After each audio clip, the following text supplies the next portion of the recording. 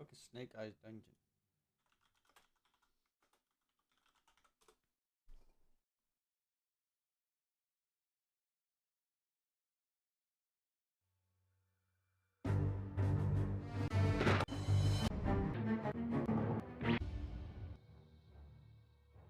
Nope.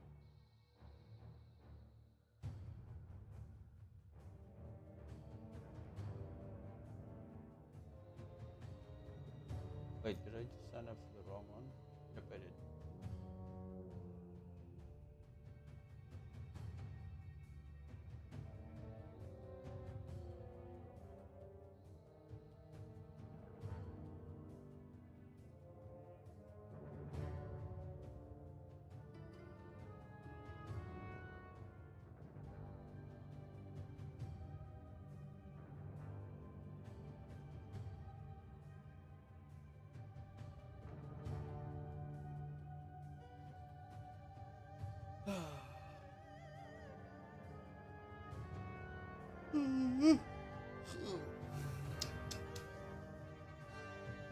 I do like exhibition stuff.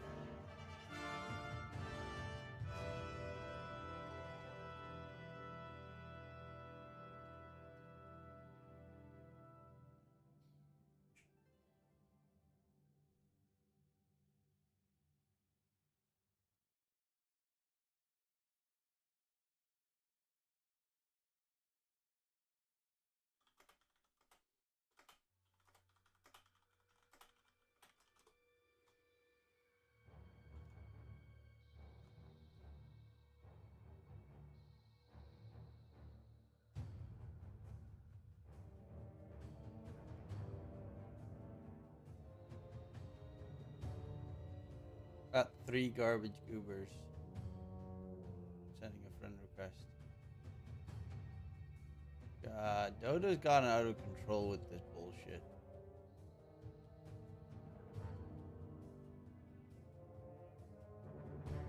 Actually curious, do I have some duos in my friends list?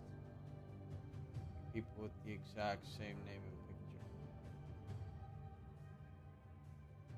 So I might need to.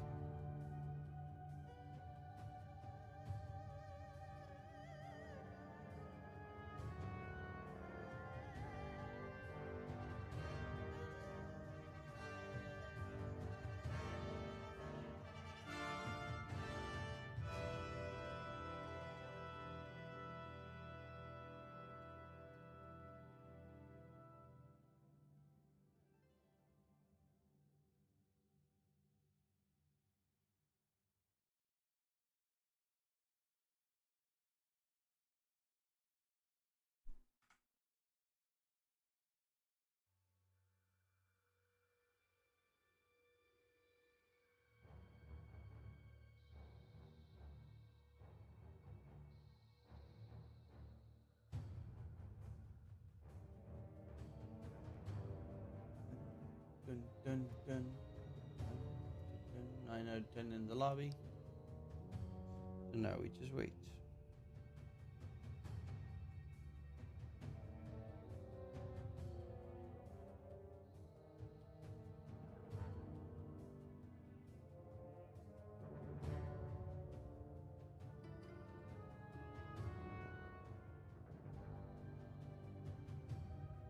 And then we have game. Hopefully.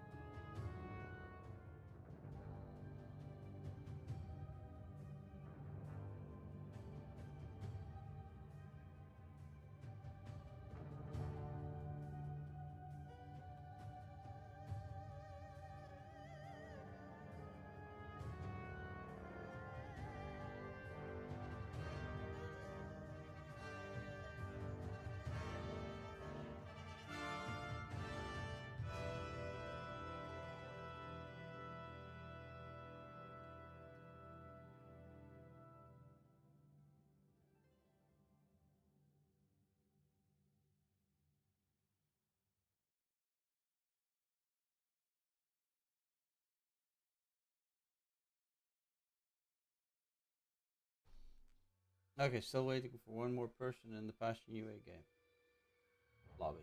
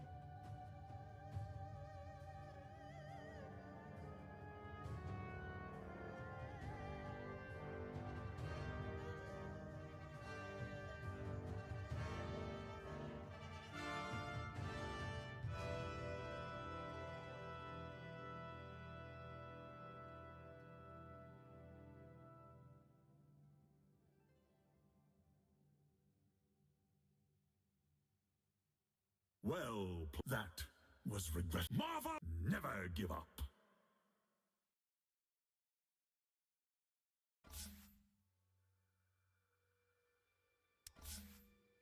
I'm considering buying it though.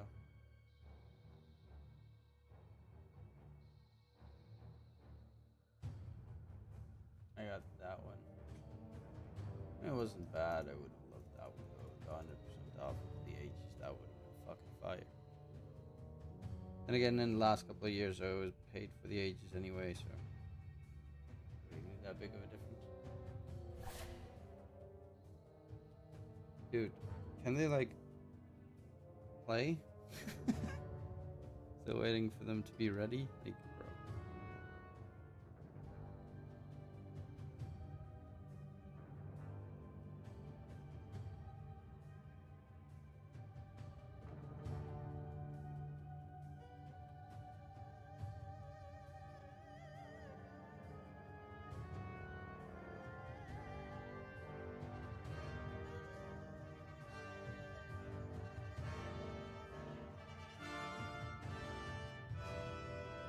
I do assume that if there are this many people in the lobby, that they will actually play the game. Might be a wild assumption for me, though. Excavation winning? It's looking decent.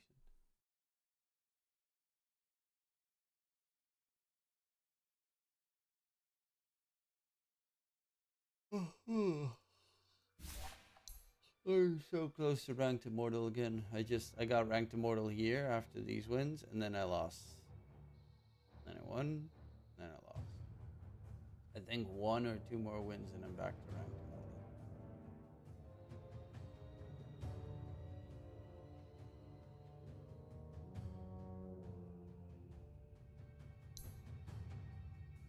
I'm curious though.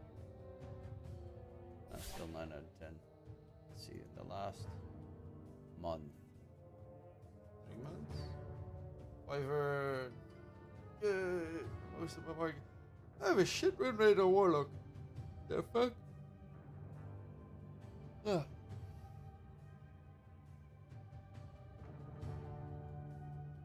I have a 50-50 on Rubik in last month. That's not too bad. 100% on Grimstroke. Hog. Because I fucking suck at vector hard spells. Like absolutely doo-doo level of suck. I just can't, for the love of God, figure out how to do the vector casting correctly. I whiff almost every time.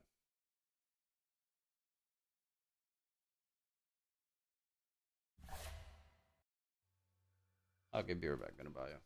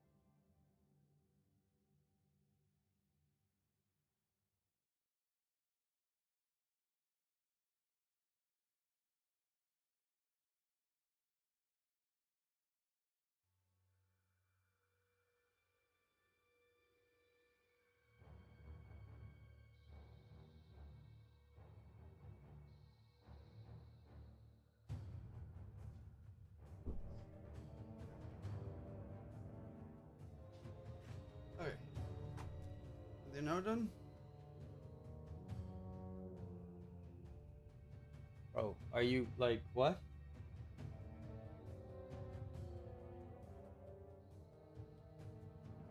Are they just not like there?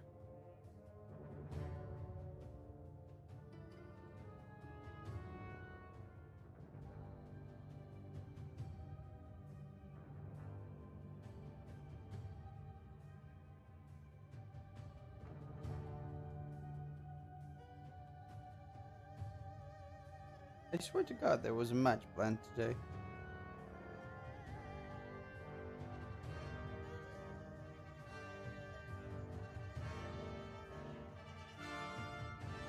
I mean, it's that one.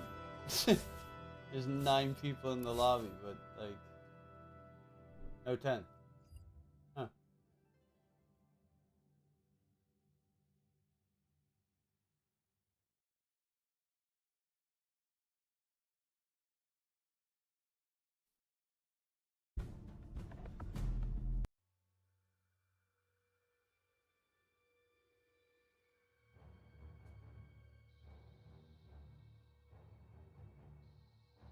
It's just me, or do South American qualifiers seem really optimistic these days? What do you mean by optimistic, Amonkira?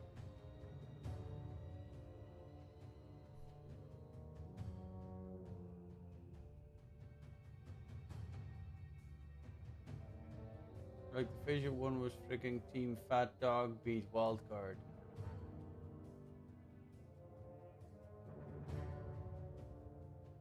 Wildcard in SA?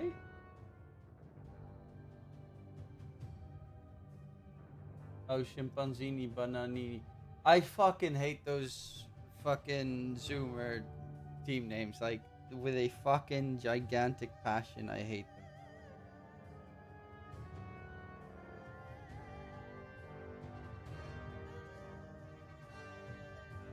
them. It's insane that I like. Okay, I came up in the time of the JMod videos and stuff, and friends of mine were like found them hilarious and shit. I really don't understand the whole chimpanzini blah blah blah cappuccino tung tung tung tung sahur that shit. Like, that makes no sense to me. It just is gibberish. Am I at finally at the stage where I'm too old for shit?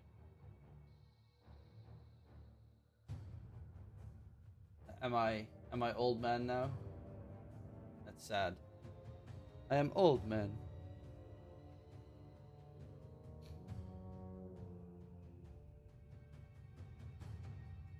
Randy is playing Brood map.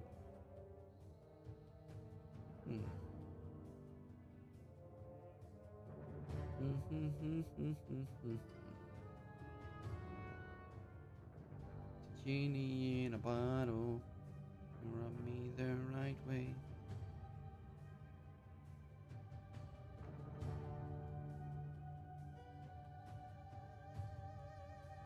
It's the same logic as those dudes who compete in fighting game tournaments in cosplay. Not only are they trying to win, they're trying to make their opponents look dumb while doing it. Nah, most of the time they just bored. Finally, okay, EPL. Let's see, tournaments.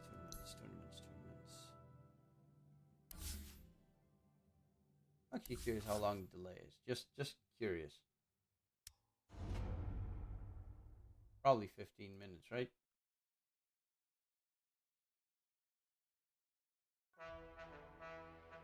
Yep, definitely 15. 5 seconds remaining.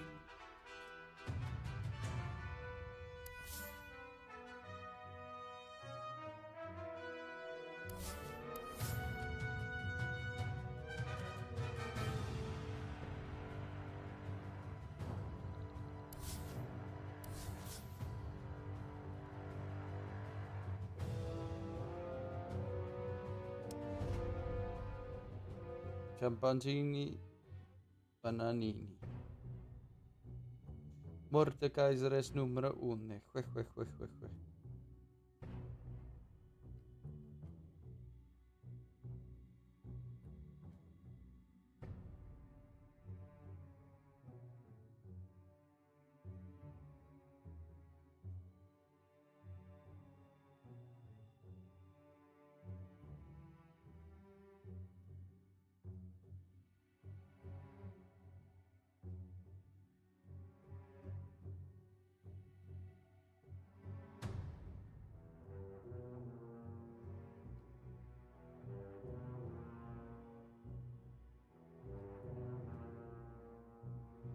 Just imagine being the caster that has to shout Perrito Panzon. Sure, I have casted Perrito Panzon before. I don't know what it means, so I don't really care. Kind of magical how that works.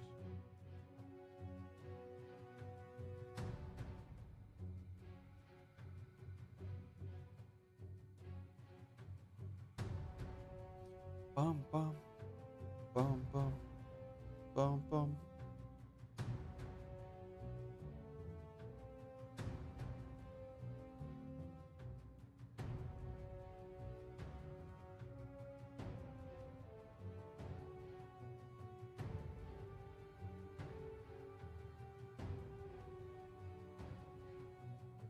Fudgy dog. Okay. I mean, sure. If a team name's called Ass Hair, I'd call them Ass Hair.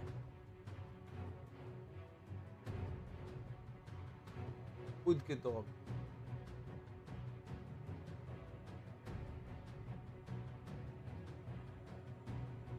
I do hope that the delay is only 5 minutes, so did EPL up it to 15. We'll see soon enough. Otherwise, my focus is primarily going to be CSGO casting in the near future. Once ESCA starts again.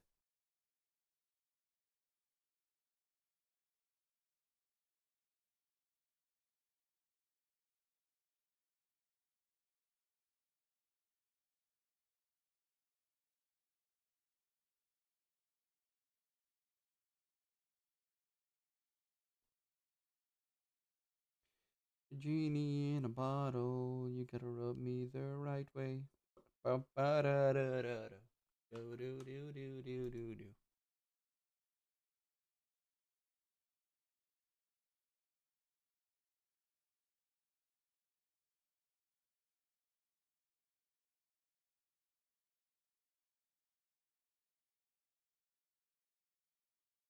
How you been, Amukira? How's Japan treating you? You're still in Japan, right?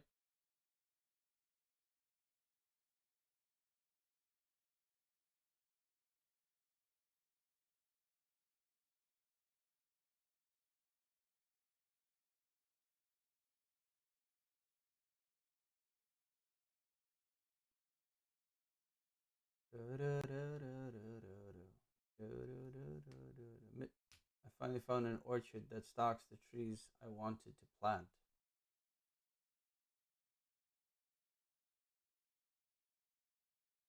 Like, they have the trees available for you to buy to then place Dire in your team own ban. thing, or Radiant team ban.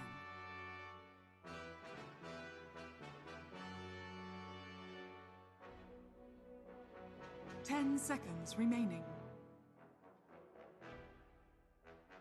5 seconds Radiant remaining. Team ban. Dire team ban. Radiant team ban.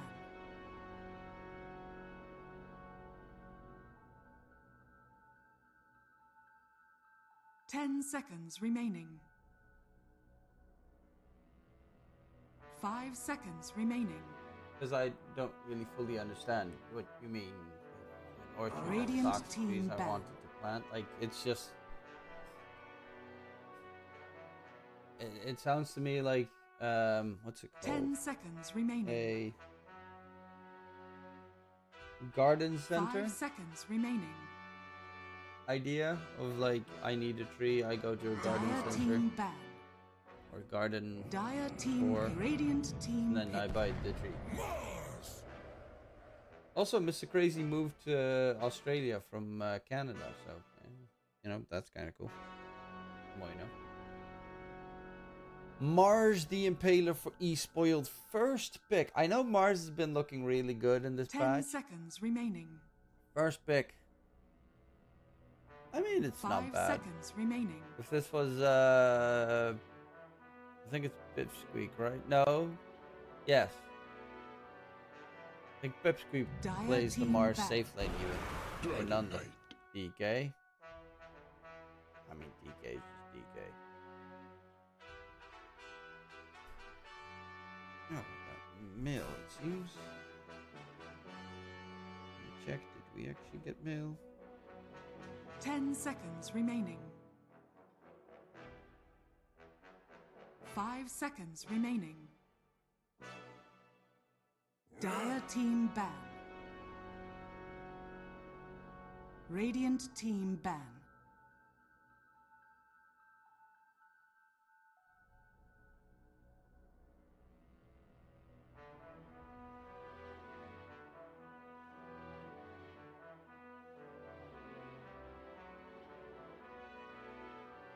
Ten seconds remaining. The fuck's my phone struggling right now? 5 seconds remaining.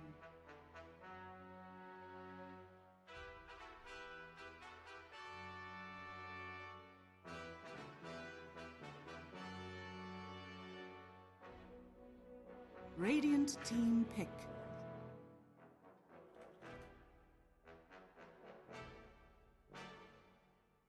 Obviously, Mars is always a solid pick. DK on the other side as well. Technically, a silver edge carrier can go that route, at least on the DK, to break Mars if you want.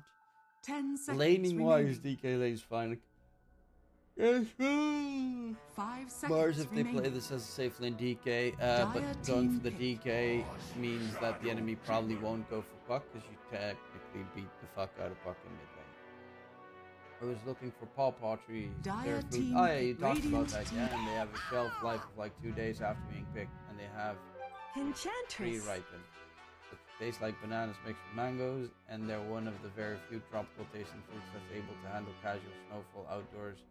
No problem, while also resisting most of the pests I gotta deal with. 10 seconds Oh yeah, remaining. you do landscaping work. Is this like 5 seconds remaining. that you want to plant for your work or plant for your pleasure? Shadow Demon, okay. Ags is always great against the Mars and Enchantress for the break effects, but you also have a good save in case Arena comes up. That probably means that the Mars is more inclined to go for the can't see things inside the arena, the vision obstruction. Otherwise you have the Shadow Demon save always. I garden as a hobby. What the fuck is your job then? I thought you were a landscaper or something. I'm very confused.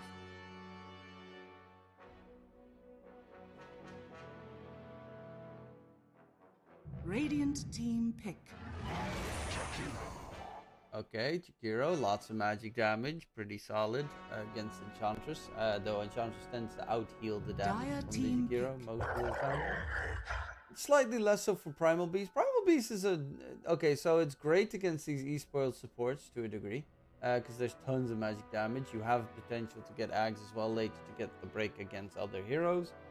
Dire team Sucks back. against Mars Arena though, and Mars Spear. That's Radiant the only team downside. back. Dusa coming up. It's a decent Dusa game, I guess. You can't really pulverize the Dusa. Laning wise, Primal Beast does have kill potential onto Dusa if this is an off-lane Primal Beast.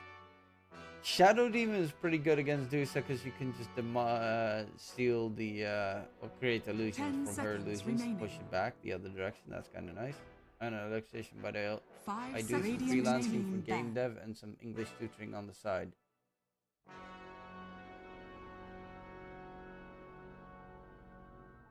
What's it called? Handyman. No. 10 seconds remaining. Blah blah blah. 5 seconds remaining. Master of Few. No. Master of None. Dire team Expert back. in all. No, I can't remember what the fucking thing is.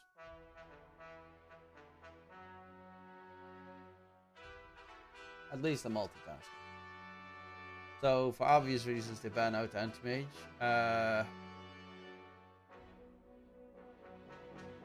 I 10 would seconds assume, remaining. wild assumption, that they probably ban out 5 Ursa. seconds remaining. I mean, I'd just put the DK mid at this point, Primal Beast off lane, and then get an Ursa safe, and then you're fine. Maybe you could put the DK safe. I don't know if it's enough damage. Especially once Dusa gets to the point of Skadi. That's where Dusa becomes stupidly strong. Japanese phrase is Kyo Binbo. Many skills, but broke. Yes, you're a Kyo Binbo. You're a bimbo.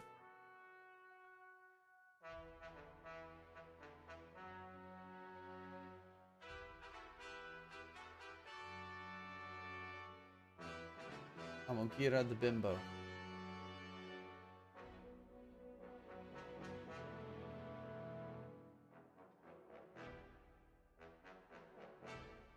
Dun, dun, dun, dun. So far, I like eSpoiled draft, I think, a bit more. I mean, the Dusa is kind of a surprise pick out left field, but it really depends on what Passion UA picks to counter the Dusa. Otherwise, I like it. If they don't manage to find a good counter. Slardar band? Slardar gets fucked by Dusa in lane, though. Unless they plan on picking a mid laner that gets fucked by Slardar, which is quite a lot. 10 seconds remaining. 5 seconds remaining.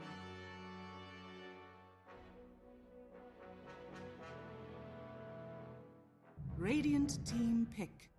Keeper of the night. So Coddle mid for difference then. Coddle Dusa obviously fucking top tier A game sexy devil combinations. And Gillis to start a farm out in the sticks. Right now I'm at the speed and money phase of that. Why would you want to live out in the sticks? 5 where their seconds remaining. internet's probably dog shit. Are you planning on starting a farm in Japan or somewhere else? Choose your hero. Again, okay, so Underlord is 5 nice seconds remaining.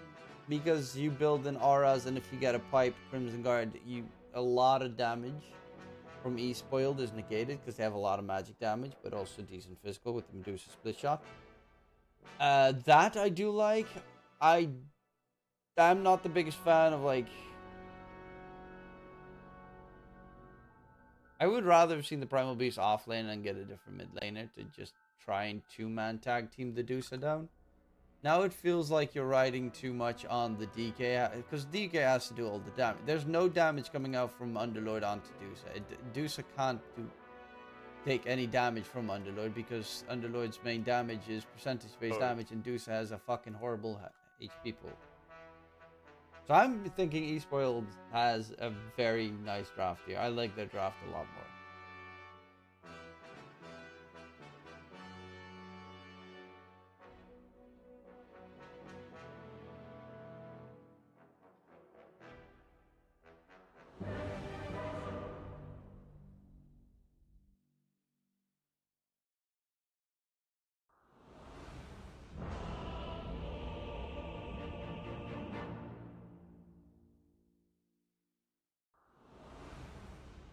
You knew I was cold-blooded. They thought it could get no darker. You knew I was cold-blooded. Really now? You should have seen that coming. Prepare for battle.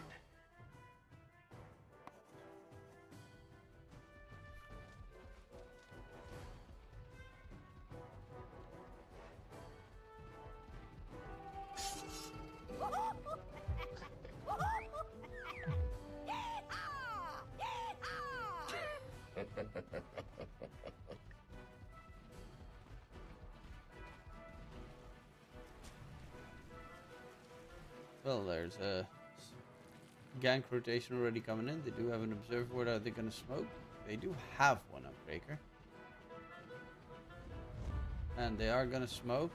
Don't think it's been spotted. Dusa walking up close. This might be first blood. They smoke breaks. Dusa knows the smoke breaks, but there's a Shadow Demon and Dusa's dead. No fucking way you get out of that one. Look how much damage the fucking hero tanks before she dies. That's just classic Dusa.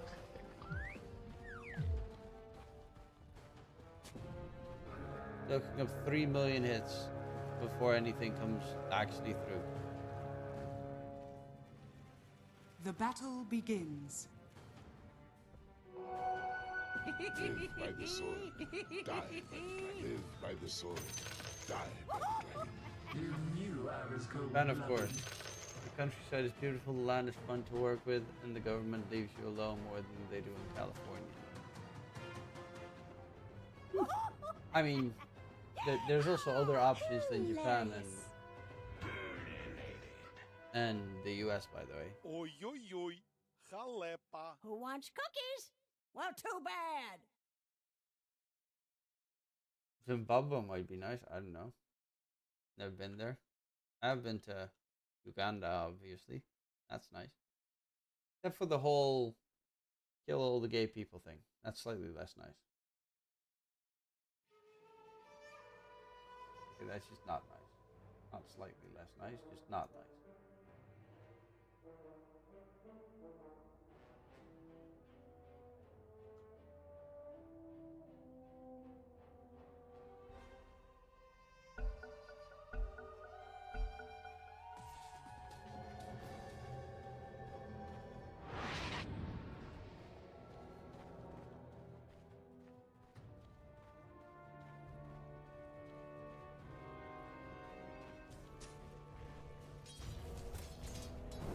Well, we do have Primal versus Coddle. Coddle, of course. Went for I didn't sing, of course, but normally you go for the other facet on Coddle. But Blinding Light is kind of nice to have, especially against the Primal Beast, because you just boop him away. Also, if you get to a point in the game where you get Ags on Coddle, it's so good against Primal. Like, Coddle is one of the hardest heroes to play against as Primal if you don't have BKB, or if BKB is on cooldown. Because the fucking constant pushbacks in combination with Ags at a certain point are obnoxious as hell. All the gold super 50-50 now with the Okay, that's how you throw.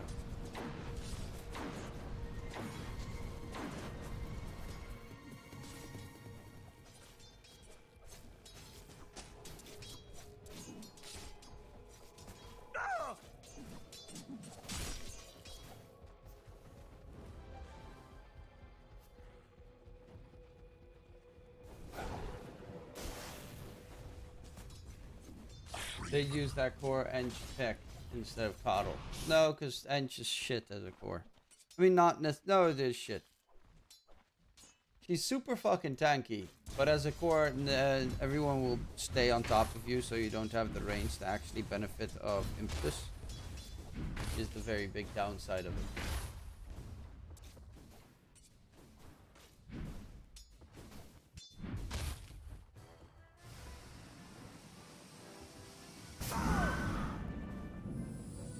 But in combination, I could understand what you mean, because if you play support Coddle, you can just mainly focus on healing up, give the do some mana 24/7, which is kind of nice.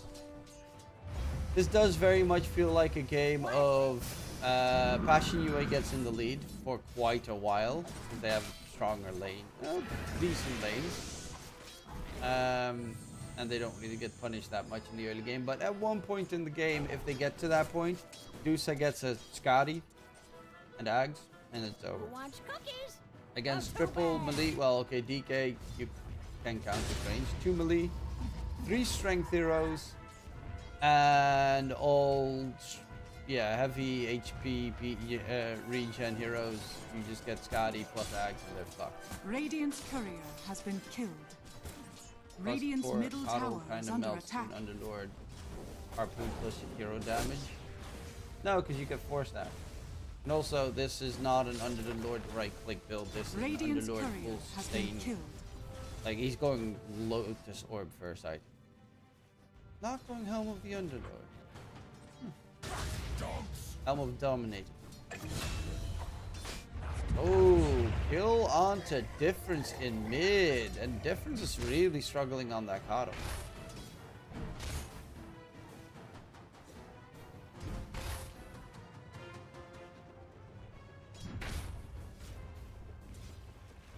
Not really getting what he wants, what he really wants, which is understandable. Because Primal Beast, you don't damage the Primal, so if he has mana, he can just charge at you. He's got bottles, so he'll be fine. Coddle, Oh, he TP'd back to base and died in the middle of TP. Okay, Dire's yeah, that middle explains. tower is under attack. And is now significantly behind in experience. Yeah, he's almost a level and a half behind of his direct counterpart. That is a significant issue. And he doesn't have a point of blinding light yet.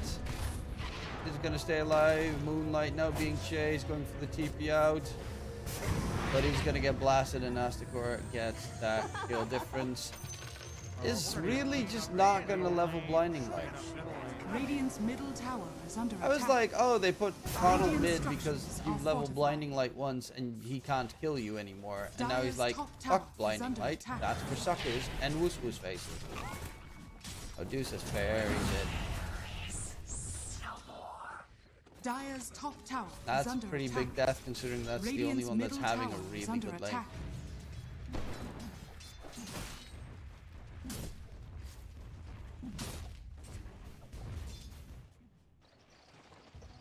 Dire's top tower I mean, it is under very attack. fucking greedy to go this build. If it works, it works. Because you can farm faster with this build on the Coddle, but this is just nuts. Dire's But you do middle tower is do under this a attack. lot better, and that's just farm the jungle camps. Dire are scanning.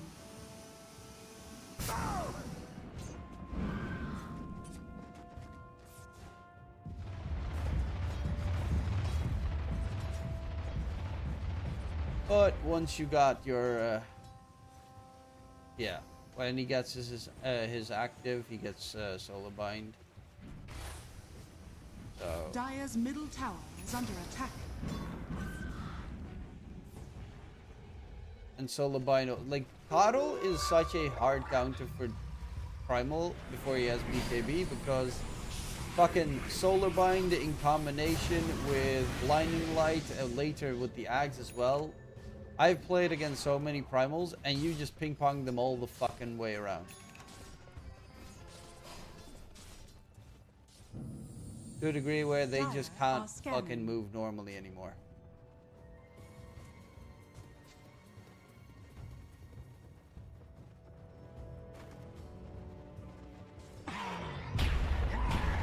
Unless you get a good quick catch, Moonlight does exactly that. Difference taken down. They're gonna go for the dive underneath the tower. 2 more caught. Do they have the damage to kill?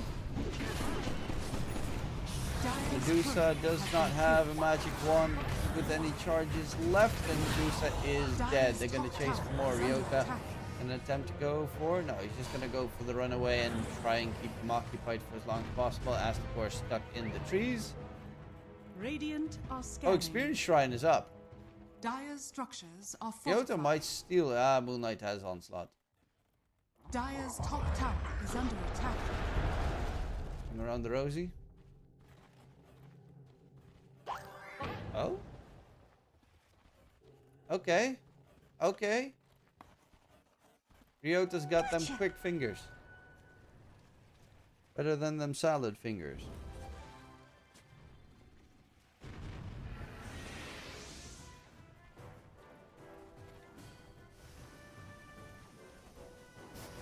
Rushing the Ags right after BKB still solid. Primal will still with heavy control. Dire's middle tower. I wouldn't say so. Yeah, so DK is a really big hill.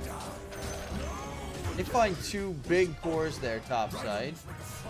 And yeah, that's the 2 top net worths of the game out. Dire's middle tower is under attack. I mean, the thing with Primal is, yeah, he's going Blink first and then BKB, and then afterwards I've seen some go for Refresher with an item in between, like a Fury or something, and then they go for Refresher.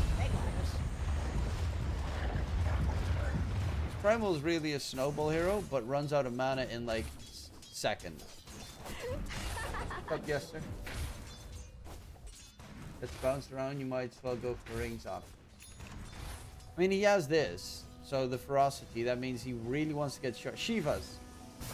I guess. It's good against these three heroes. It's not good against Dusa, but it's definitely going to be a Shiva's kind of game. So, because with Pulverize, he gets that huge AoE when he slams people. Did you change the setup because your background room looks bigger? I actually moved the camera downwards. Is under attack. Okay. Now you see my face more in the screen. I had it like this the entire time. Now I have Dire's top tower has fallen. And also I moved all the junk from back wall to that side. Also your bald head more. Yeah, my beautiful bald head. I know, sexy, right? Use L'Oreal because I'm worth it.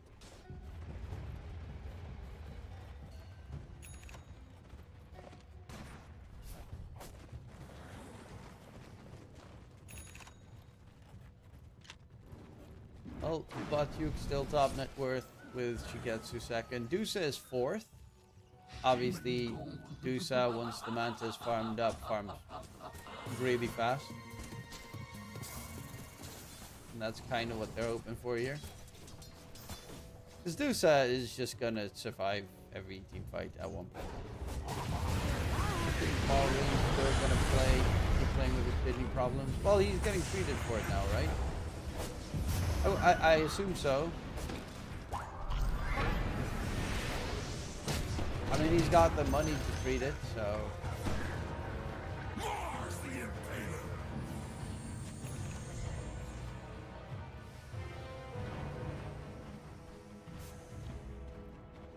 But yeah, I do hope that he gets better, obviously, and it's a very dangerous thing. I can understand his thought process because, you know, no one wants to deal with reality, but stuff like kidney problems are fucking... It's not just an easy fix solution. That shit's life-changing. Radiant are scanning. Exactly. He'll have probably surgery and stuff, and then afterwards he'll come back.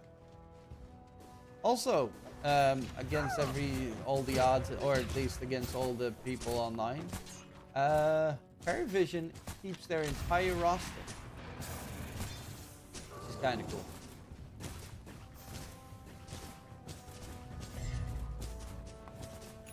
So they keep Satanic there as well, which is, I mean, everywhere online it said that they wouldn't, so that's kind of neat. Radiant's courier has been killed. Radiant's top tower is under attack. Goes to the Manta on the Dusa, but Shigetsu's got the Blink, is going for the Orchid. Batyuk, Lotus Orb is almost done, then going Ag, so global route, potentially, in case it's needed. That's always nice. Global is always great. And this is the problem I see with so many Primal Beasts. He had a really good lane on the Primal, and then it's a Prime. Like, the big problem is it's a Primal Beast, so he stops farming completely. And now, oh, yeah, one more stack, he would have probably died there. Shigetsu gets a kill onto Difference, but does die afterwards in the bottom lane. And Primal's net worth is just falling further. And the reason why is Primal Beast's only real farming spell has a 21-second cooldown. And you can't really farm camp to camp with a 21-second cooldown spell. Maybe a Helm of Dominance could be an option. That's actually true, because Primal needs kind of a farming item, but all the other... Like, the one thing that I could think of that would be a good farming item for him would be Radiance. But it also feels like it would take a long fucking time until he has Radiance. And then he doesn't have the timing on the rest of his items. Helm of the Dominator might be a good one, because you don't need a Midas, because you don't need attack speed. You're not like an Echo Saber, Battle Fury, so it's either Radiance, or I guess in this case Helm of the Dominator would be a nice one. Radiant's middle tower is under attack. Dire are scanning. I do like that one. But then again, it's a mid lane Primal Beast, so it also feels like too slow if you go for it. Well, actually, fucking everyone goes for it. He went for it at TI. You had monkeys and slarks going for it, and you had every Volker. No one played it every single fucking game with the Wasp Volker. That weird facet. That one was strange. Then again, it's better than the Wex Foker. I really despise the Wex Foker. I think it's such a shit build. Arena Cash coming in. Zero caught out. And there's the arena, the Blink Dagger reveal coming out from Waste. But they do get a quick kill and fall back. Batyuk still really farmed though. Is one piece in towards his Ags going for the rest. Obviously, if his team needs him, he can take that gateway, but it's going to be important once he's got the Ags to be able to constantly help out. Radiant's middle tower is under attack.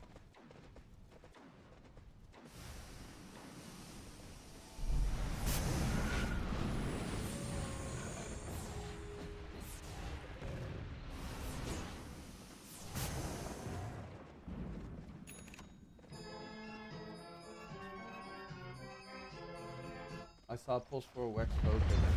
Yeah, it's just the Aghanim Scepter with the whole tornadoes thing he's flying about. I think the Aghanim Scepter is so absolute shit. And there's the Coddle in a lot of trouble. Controlled up. Coddle is dead. They do manage to take down Breaker in the bottom lane once again though.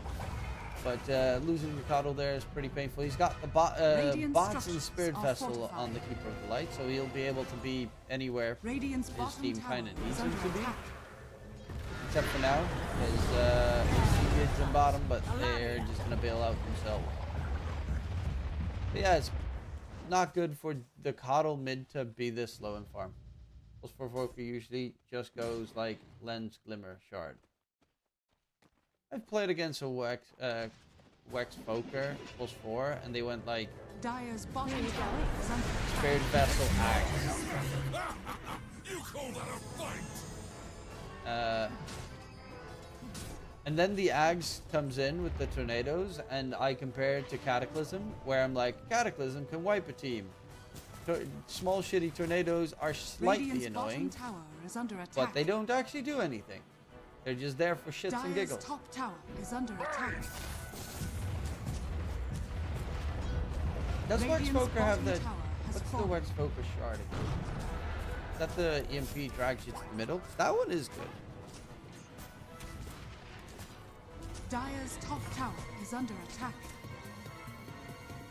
Yeah, okay. The Wex Foker EMP thing, that one's Radiant's good. bottom tower This is under shard's attack. not great, but Radiant this are Ags is scanning. amazing.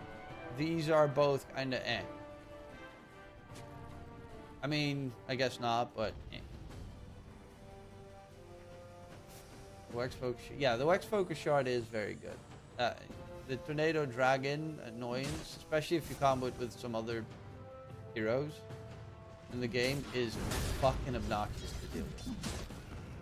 Like, you would use it with Coddle Will-O-Wisp, for instance, in this game. Radiant's Like, bro, middle you're tower stuck. is under attack. You get double dragged into the middle. The honor is mine. Or, Dire what's her are name? scanning. The, Windranger Radiant's shit. middle tower is under attack. Yeah, that I understand. But, you know, Cataclysm is fun. So that's the other end of the stick that you could try and use. Damn, Stoikov on a roll now with OG. Radiant's middle tower has fallen. Fine, the OG is looking decent. Okay, Astapor taken care of. A big kill there. 4 kill streak picked up for Fashion UA. Oh. And they even find Ryota, so a lot of kills coming in for Fashion UA in quick succession. Now the question obviously is, can they actually do something Dire's with it? middle tower is Can they under continue attack. their stride? Radiant's bottom Tormentor's tower up in is about a under minute attack. and a half. But Dusa is still decently farmed. He's going for the butterfly next, even though... How many right clicks... got to go. See, I'm here. How many right clicks does Dusa actually have to deal with? Just like it's DK. That's it. Obviously, that's only the miss chance. You also have the attack speed... base attack time reduction, which is kind of nice on Dusa, and the attack speed increase. And obviously agility is also nice.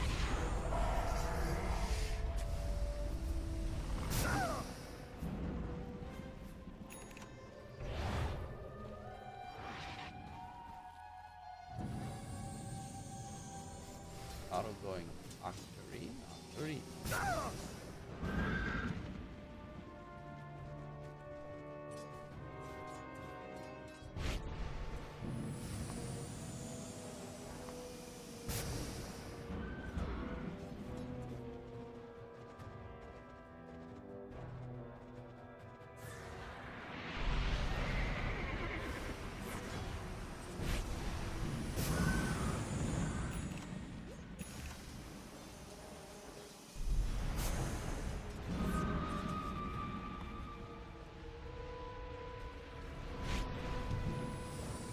Radiant's bottom tower is under attack.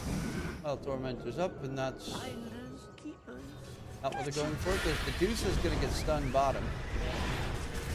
Android throws out a gateway, so his teammates can join. And the Deuce is dead, so Snov gets ganked. Perfect gank into the gateway top side. Yeah, they're going to run towards that gateway. Snapfire gets spotted. Oh, they tried to maybe bait out a fight towards that gateway. Mars was chilling over there, hoping that they could get a jump. It would have been a really nice one if the Snapfire wasn't spotted out there, because they could have had waited for the Radiant. I mean, they don't need to take. If you had an arena jump here, you could have actually had an okay fight. With the Mortimer's Kisses from downtown coming in, yeah. But now a 3k net worth lead for the Radiant side, but Duke is almost done with Crimson Guard. He's got the Lotus, he's got the Yags. He is top net worth on that Underlord. BKB done. Dusa needs the Scotty really to be that big of a threat difference on the Coddle. I mean, you also have to push into a Coddle, which is one of the most annoying things ever, because he constantly one-shots creep waves. That's what difference is going to do for pretty much 90% of the remainder of this game. Constantly keep shoving in waves. Radiant's courier has been killed.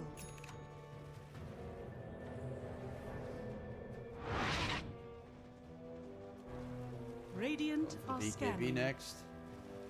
But it does very much feel like at one point they gotta do so, and that's a GG.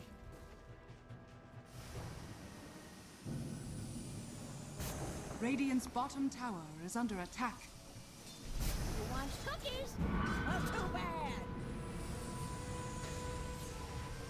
I'm gonna smoke up and look for the Coddle, which would be a very nice catch if they can secure him, but seems to be reasonably likely considering they're going for a straight line. No, actually they're turning around. See the illusions of the Medusa. Know that those are on cooldown with the Manta. On the dire triangle area.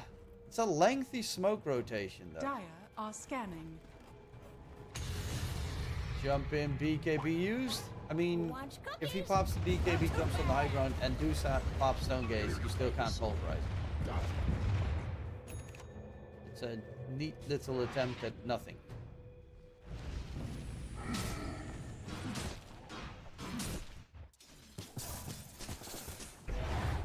They should get like Roche and push or something. They're trying to find kills onto Dusa, which is just...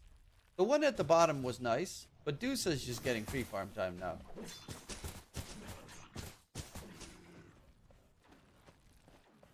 And I don't know if you win this late. I don't think so. Even though DK with Bloodborne is pretty nasty to deal with. Go top side. Mars rooted up. Demonic Purge held in place. Very, very dead. As he can't even respond to QBFY. Chasing him down.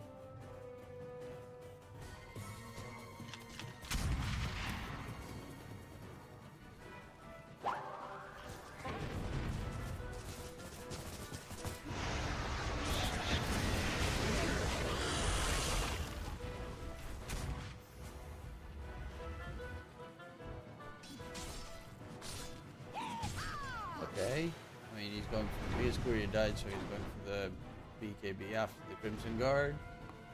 No pipe is kind of surprising. Dire's As top tower is under attack. I mean, I can understand it because they are building into BKBs, but they Mortimer's Kisses, Huddle is like only magic damage. Mars is partially physical, but a lot magical as well, because Arena of Blood and Spear of Mars are both magical. Even Deuce has a bit with the Mystic Snake bounce, which the last bounce on a Mystic Snake in a team fight is filthy.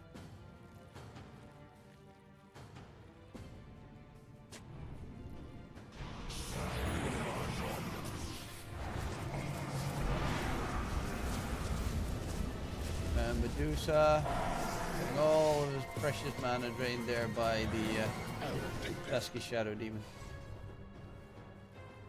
Also, those illusions being created is kind of... Radiant are scanning. Shadow Demon is one of the better counters to Deuce. Is going for the Ags.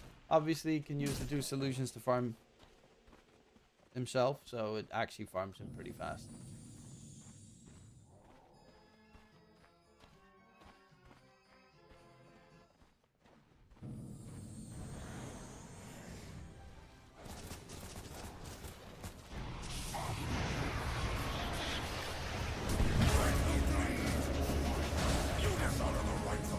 He'll finally get a kill for themselves on the side of eSpoiled.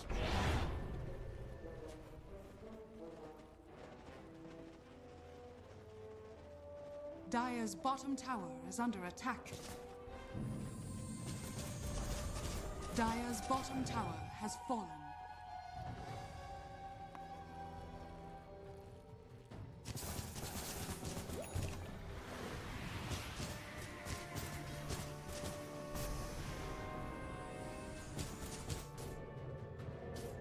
Okay, not spotted.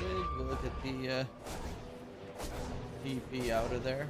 Back to safety. There again, looking for Medusa, but Medusa goes the other direction. Is done with the full Scotty on Medusa now.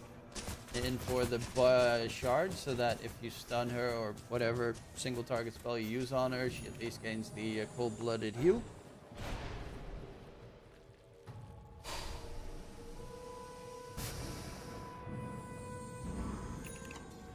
Dire are scanning.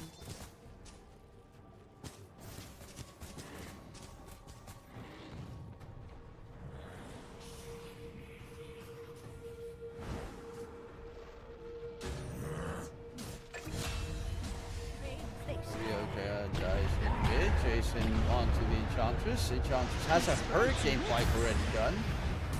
With the, even though it's only a level 2 heal, it heals this freaking much. He just walks away. It's also, actually no, he has the other facet on Edge. Huh. Cast range of Enchant is increased. The enemy is a hero Enchantress, Dire and are units she scanning. controls have increased attack range against the target. That's kind of cool. Your shrine has fallen to the ring. Oh, nice two-man spear stun onto the DK and the Underlord. She gets a dropping low, has the Aegis, but also has that BKB, so doesn't want to use the BKB just yet. Moonlight charging forward. They know there's no stone gaze on Medusa. Primal Deuce to get the damage to kill off Snov. Medusa is dropping low. They use everything on the Medusa, but Difference just keeps on pumping up mana, and the Medusa is going to be just freaking fine here. As Waze pushes back the Underlord, that's the top net worth hero of the game. Scotty Slow is there, but you so freaking slow does eventually get taken down. They're looking in for more. Catch onto QBFY, and they find 2 kills plus the Aegis pop here in favor of eSpoiled. I'll always remember how foolish you looked. And yeah, Radiant's middle tower I mean, is Deuce under is just attack. constantly getting mana back, and mana back, and mana back.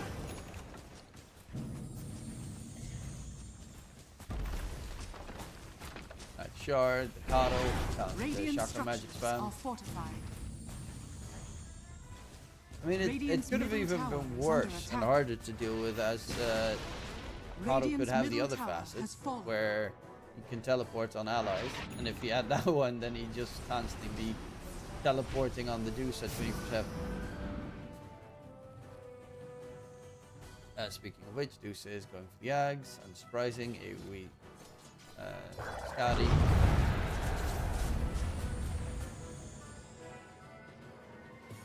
No's got the Stone Gaze duration.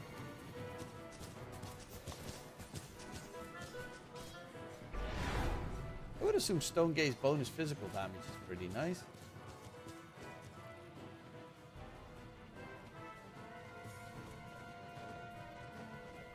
Now, how much does Stone Gaze give you in physical damage increase? 55, then it makes it 56%.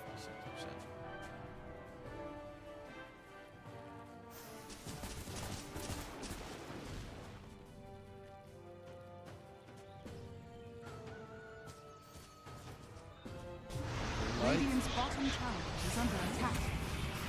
Caught it out, but they're actually the ones that get pulling onto the Mars, and the Mars dashes in spawn. He's going to get taken down. The Kiss is flying on the back line. As they now need to run away without the Mars, the fight is kind of dead in the water. They need for the Radiant team to just throw everything they have on the Dusa and no one else, essentially. Dire's top tower is under attack. They will find a kill on the back end with jump onto QBFY. Moonlight is running around. Has a refresher, so has a second round of BKB if need be. Gets the Ryoja kill. Moonlight pops the BKB, is going to try and run away. Gets out of there, Impetus not going to do as much damage because the BKB still lasting.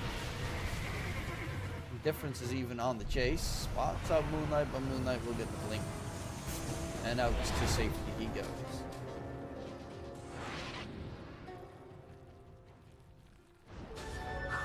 Before me.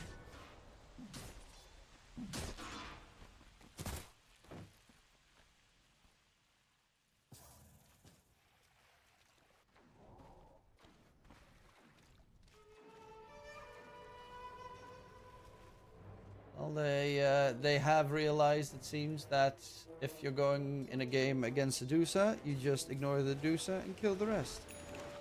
Which seems to have so far worked in that previous team fight. Cute, Rena catch.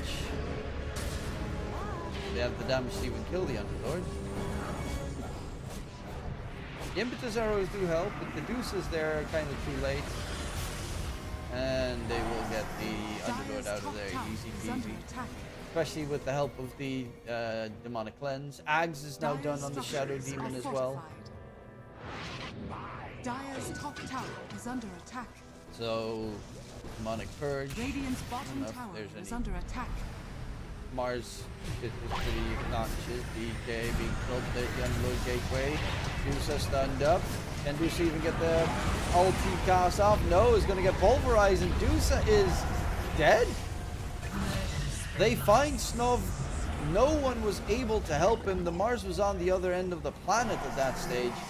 And they find a, honestly, game-changing kill. We weren't a bed.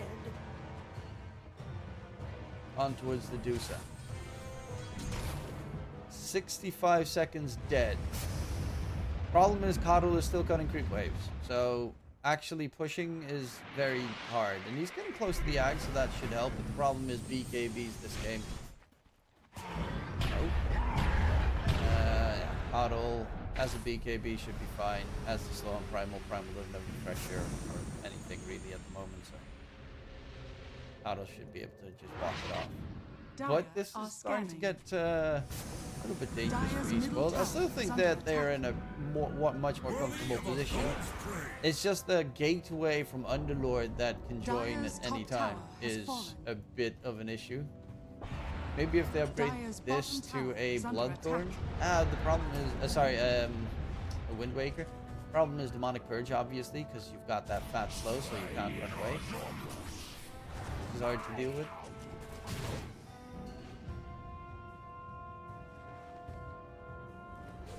DK is also getting to a point where he starts to hurt, whereas The Mars' net worth, like almost all the net worth Passion UA has, is on specifically the Dusa, as he's been farming the entire map, so everything is going to be reliant on Snov going nuts. But it also means they got to keep him alive. And another way that you could try and do it is get Ags on Snapfire, maybe, so you can just eat up the Dusa the moment she gets pulverized. Because Enchantress is weak at this stage of the game. There's an Ags available on the Shadow Demon. You just Demonic Purge the ENG, and the ENG is stuck and dead.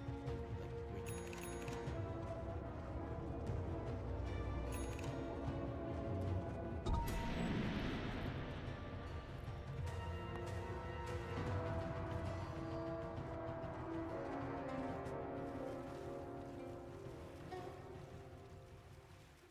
Then ENG can't do diddly squat no more.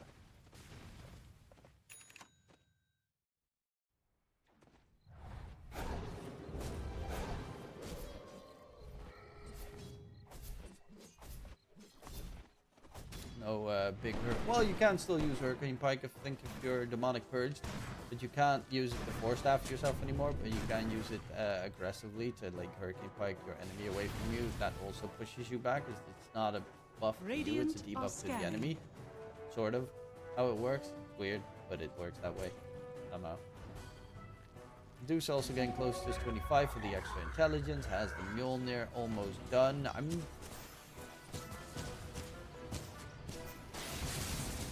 know. Mjolnir is the right choice.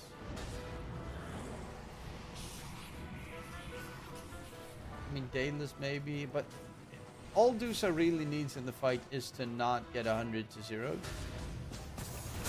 How do you get that safely?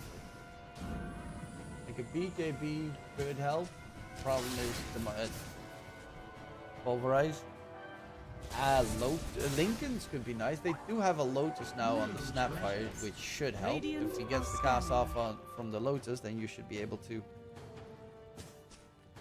not get completely stomped in that short period of time.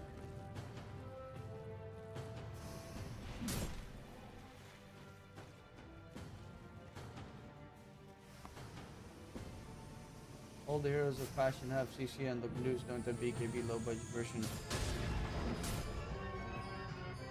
I mean, Deuces tend to never really buy BKB, plus it's not even the best game for BKB because of Pulverized. The only thing that Deuce needs to have is kind of a chance to pop Stone Gaze, I think, this game. Because the last time she died, she couldn't even get the Stone Gaze cast off. That's the only thing that's really, like, that guaranteed kills her.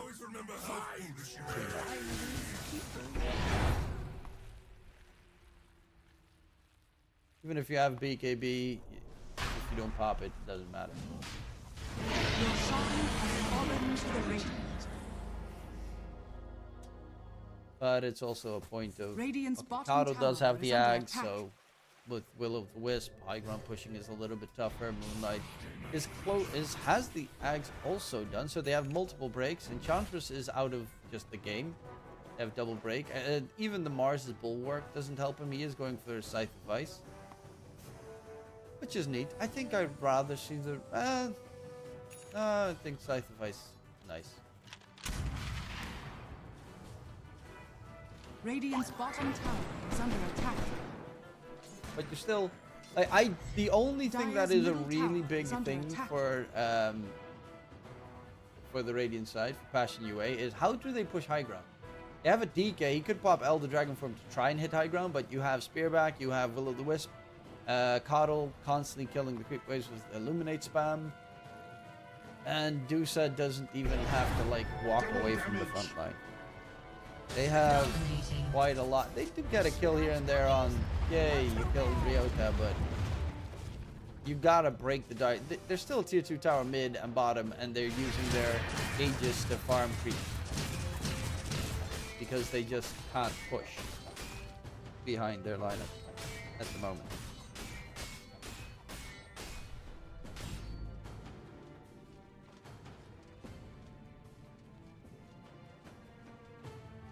He does have an amplified damage rune, Radiant and he are uses it to scanning. kill the Dusa illusion.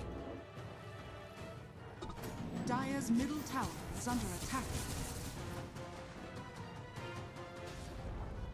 Dire's middle tower has fallen. Finally, the last focus before high ground is going to be that tier 2 tower bottom. Underlord, he's got AC now done as well. He's going Dire's to bottom get the tower shard. is under That shard attack. is not even that good this game. Obviously, that shard's always good. But Dire's bottom tower has Firestorm is such an amazing spell because it does percentage-based damage. Max HP burn damage is really good, except for the fact that Deuce only has 1800 HP. So, comparatively, it does fucking nothing. Compared to, let's say, you use on a DK with 4.5 HP. Dire's bottom tower is Deuce under also attack. now level 25, so has 2800 mana. And one random Mystic Snake bounce. How much does it actually yield? Mana gain 15%. Mystic Snake is nuts at this stage in the game as well. You get this off and this, you're back to full HP. You get stunned, your shard gets you 15%. Like, Dusa late game is so fucking stupid. And jump in, she gets it going for different. There is going to be the attempt onto the DK's life. Shigetsu is dead, first life gone. They're going to pulverize the Dusa. Dusa still has Stone Gaze available. Can he get the cost off? There's pulverize number 2. Is there a save? Dusa dropping low. Stone Gaze does get cost. Moonlight needs to run away, and Dusa's back to full HP. They got pretty close at killing her. But the eSpoiled, they popped that Aegis. And they're actually going back in. Mars Spear, Shigetsu gets sent back. 4 stabs all over the place. Cookie Stone comes in. The focus is on to anyone that they can kill at this stage. But the Dusa, okay, they lose 2 on the Dire side. The Dusa still has half mana. Even a little bit more soon enough. Going in onto difference. That's a big kill. That's actually 4 dead on the side of eSpoiled. And Snob is going in for the damage onto Shigetsu, who is going to get impetus arrowed as well. No BKBs on the Radiant side. 3 kills secured. TP attempt, but Duke Underlord, no TP away. And it did cost them... Did it cost them a buyback? It did cost them 2 buybacks, right? Yeah. Dire's 2 top buybacks tower on the is Dire under side, attack. but a huge team fight victory for them as well as they wipe 4 off the server. And Dire's I mean, top the tower is only under thing that attack. Dusa, who got a lot of experience from that fight, is missing probably is a Once more. Daedalus, right? The damage was nice on the Dusa, but it wasn't like outstanding. If you eat the Yags, get a Daedalus, maybe that. Radiant's middle tower is under You attack. could also just not go for the full damage build, which I think is also a valid choice at this stage. Because it got pretty close to killing the Deuce in that previous fight, and they have no buybacks on the 2 supports. New treasures.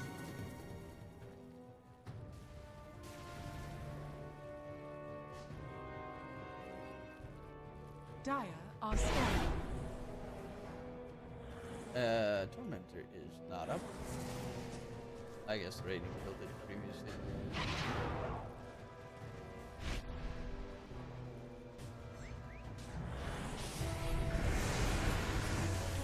Bottom lane, beat them. Not going to be able to get away. But it is really the refresher that is huge this game for, well, the BKBs on the Radiant side. Without the BKBs, they stand no chance at a fight. Radiant's But with the bottom tower BKBs, is they under actually look attack. pretty solid.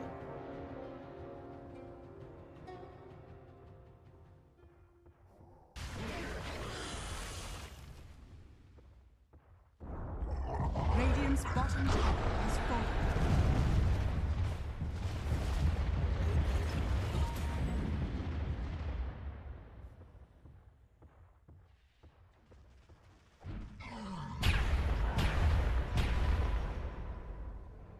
Radiant's bottom tower is under attack. Radiant structures are fortified. Bottom lane, they're pushing the high ground, trying to break the Radiant base.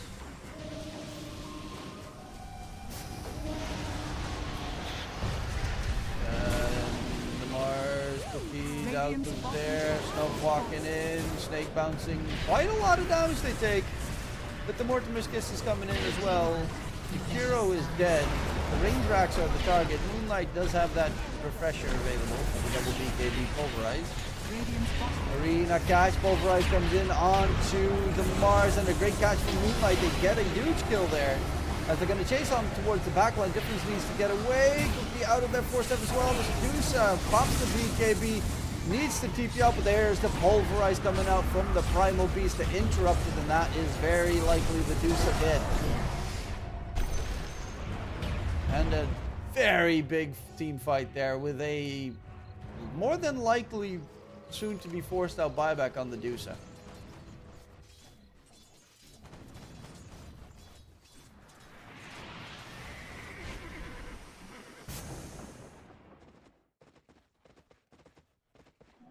Regeneration.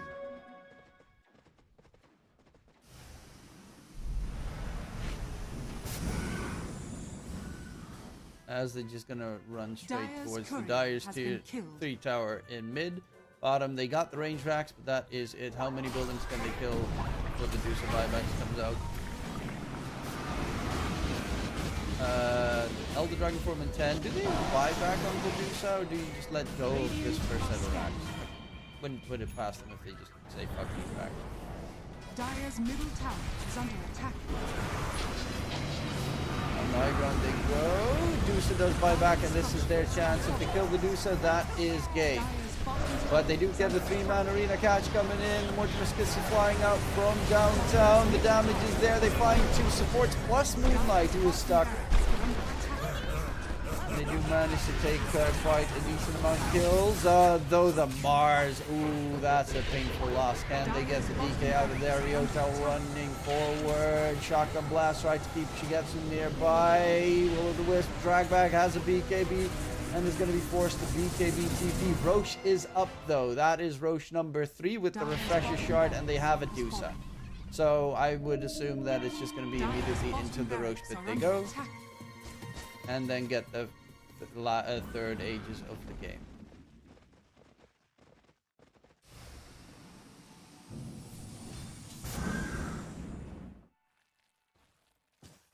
Which is exactly what they're doing.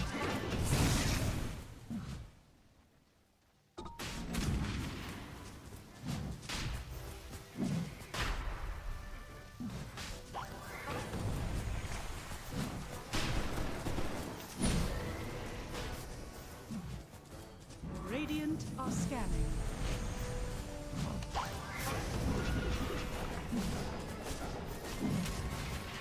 Roshan has fallen to the Dire.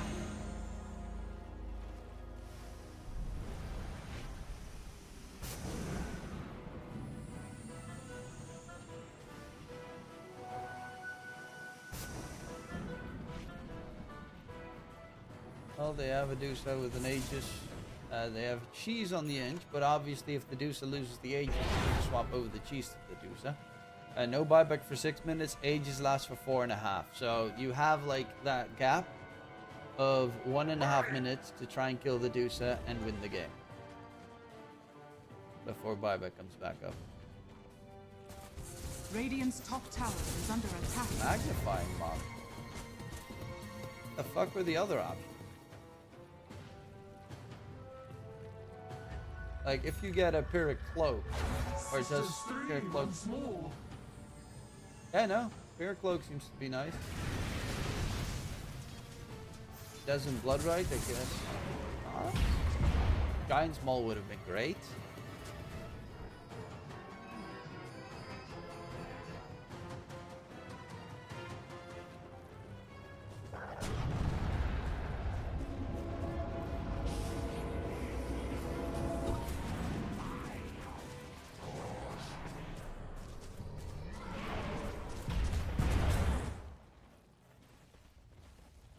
Radiant's top tower is under attack.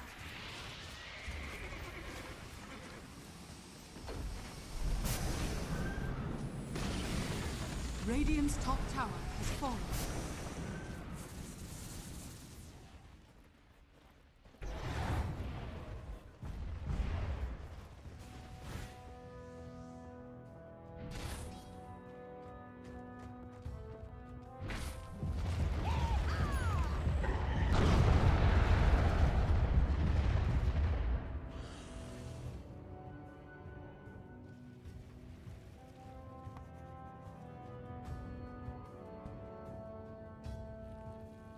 Well, they still have about 3 minutes left on that Aegis. Swift Blink now on the Deuce as well, close to level 25. Organ's Brass Volley. Okay. I mean, it's at least it's something.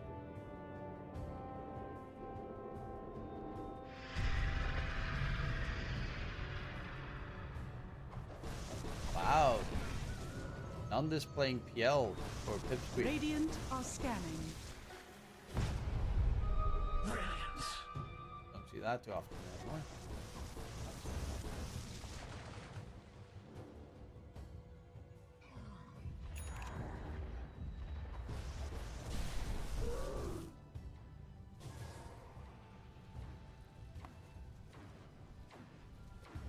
And yeah, because this is the one thing that I'm worried about.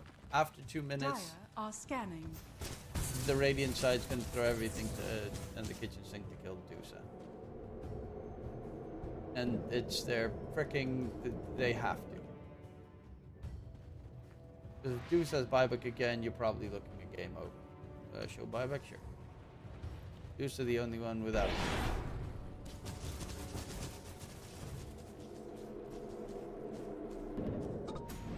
Gateway, there's a Tormentor there that try and grab. Mars decided not to go for the Scythe of Ice, but instead went for the Lincoln Sphere. Really? I feel like this is such a, well, not Scythe of Ice. I feel like this is such a good refresher game for the Mars. Because they do have a refresher on the Primal Beast, but the DK, for instance, his range attacks, blocking those with the second arena. Having a second BKB is like fucking everything. 50 seconds on the Dusa. Ages. Dire are scanning. Going in on the back line. The Mars is going to be the target. Stone Gaze does get used. It comes out successful. Mars on the run. Moonlight will take him down. That is a dead Mars for 90 seconds. He doesn't have the buyback money, as they are going for the entire back line here. Difference is also dead. He does have a buyback available. Dusa is still trying to man fight here, but they're just ignoring the Dusa in its entirety. They will buy back onto 2 heroes of eSpoiled. As the Aegis is expiring in 15 seconds, Dusa's almost out of mana. They just want to kite the Dusa, as is their God-given right. Difference needs to give him mana. They're about to break him. 3, 2, 1, and the Dusa is going to get jumped at. The Dusa is dead. And eSpoiled is lost. There was one window of opportunity for Passion UA to win this game, and that was it. And they took it perfectly. They don't kill the Dusa there, this game's over. Radiant But they get it done, and they win. Oh, big props to the side of Passion UA, an absolutely stellar play in the end. It was like the draft was hard for them to beat, but they managed to make it work in the end regardless. But that was game 1 in this series against eSpoiled. Game 2, will we get to see similar draft or any changes? We'll have to wait and see. I'll be going towards a short little break. I'll be right back. If you're, by the way, looking for a new betting website, don't forget to check out CloudBet. Use code DKTruman when signing up. If you do, give me a little nudge on Discord, and I'll hook you up with $10 for free to try out on the website.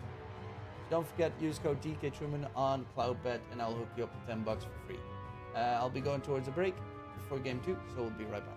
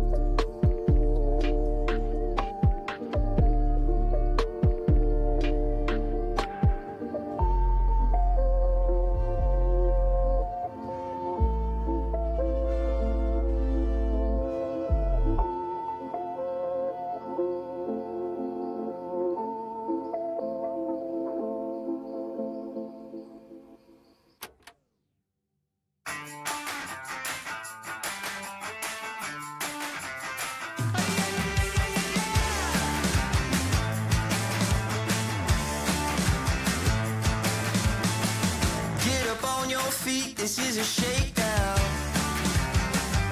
Order up that beat just like it's takeout. Show me you got soul inside those new shoes, and you can rock and roll with an attitude.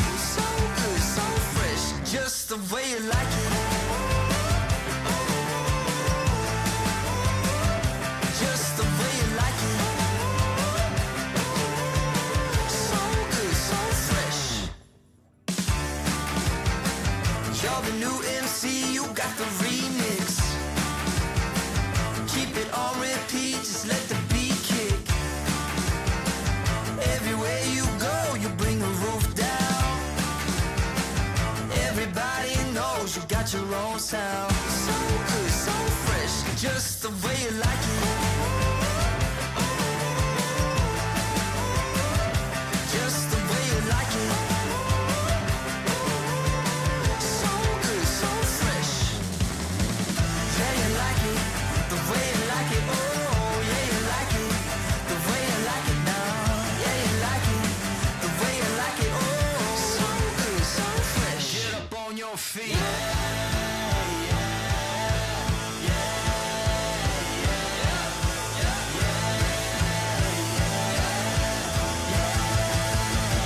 Show me you got soul.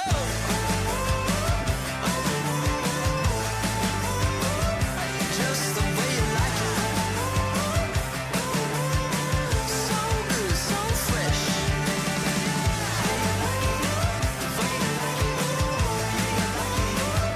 Just the way you like it. The way you like it. So good, so fresh. Get up on your feet, this is a shakedown.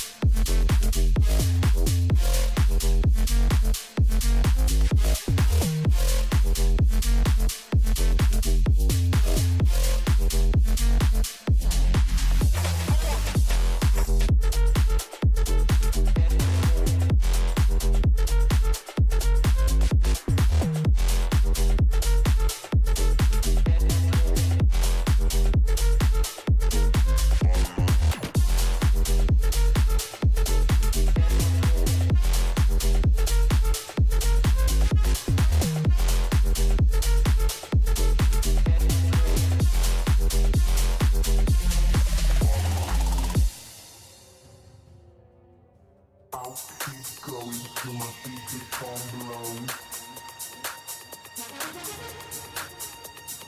I'll keep going till my feet become below. I'll keep going till my feet become below. I'll keep going till my I'll keep going till my I'll keep up till my feet become. I'll keep going till my feet become below. I'll keep going till my feet become below. I'll keep going till my feet become below.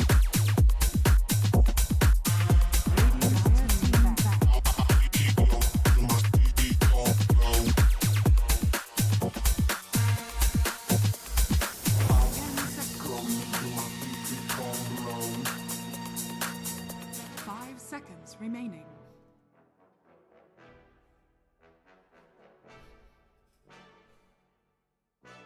Welcome back, ladies and gentlemen. Ready for another round. eSpoiled did make it pretty close, but in the end they got crushed by Passion UA in game number 1. Of course, new round, new chances here. Dire team pick. eSpoiled definitely Radiant is not an team easy team normally to beat, so still big props there for the side of Passion UA in game number 1. I do think that eSpoiled is slightly the underdog in the series regardless, but they've won from that underdog position multiple times in the past. 10 seconds remaining. 5 seconds remaining.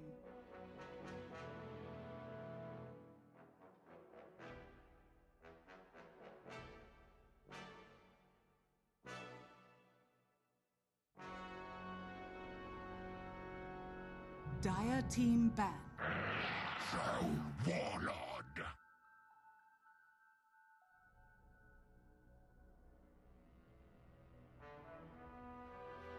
Troll versus Marcy. Marcy honestly gets played in so many different roles. 10 seconds Most remaining. of the time it's these days I think safe lane. Sometimes off lane, 5 but I do still seconds see remaining. some support Marcy's getting picked up. In combination with like ranged safe laners like Dire Dusa. team I ban. mean, Dusa might not be ideal because of the healing factor of Marcy, so that doesn't combo with Dusa, but they're just yeeting on top of someone and blowing them up. You could also go for double melee lane very easily with the yeet spell. So, yeah. Troll first pick is interesting though from eSpoiled. 10 seconds You remaining. don't get to see that much troll 5 seconds remaining. in the first phase. You do get to see quite a decent amount of troll regardless. Is the Crystallize and Passion UA the same play with MOUZ? No. This is Crystallize. In MOUZ, it's Crystallis. Crystallize is a Ukrainian player from like ages ago, 2017 or something. They used to play in Navi back in the day with Dendi, I think. But Crystallis is a Dutch safe laner Radiant who, team well, ban. recently was in Tundra. Wow, it's baffling that I had to think so long of the word Tundra. Radiant team pick. Dire team pick. Disruptor.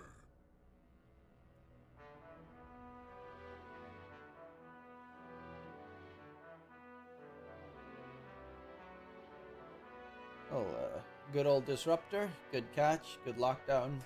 Stagstorm 10 kinetic field. seconds remaining. It's actually also very good against Puck if the enemy picks Puck, because you then catch 5 the seconds Stagstorm and they're dead. remaining. You don't really do anything to counteract it most of the time.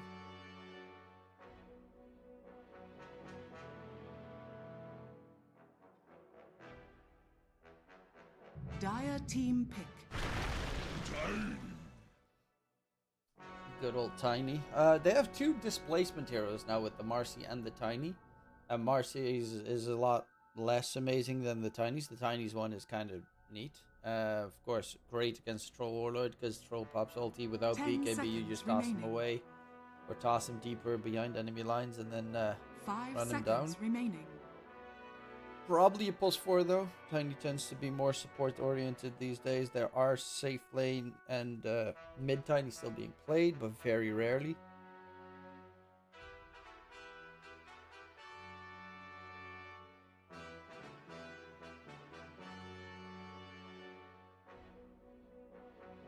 I think I saw a safe lane Tiny yesterday against a Dusa in a game. I don't know who won that game. Probably Dusa. Very likely Dusa.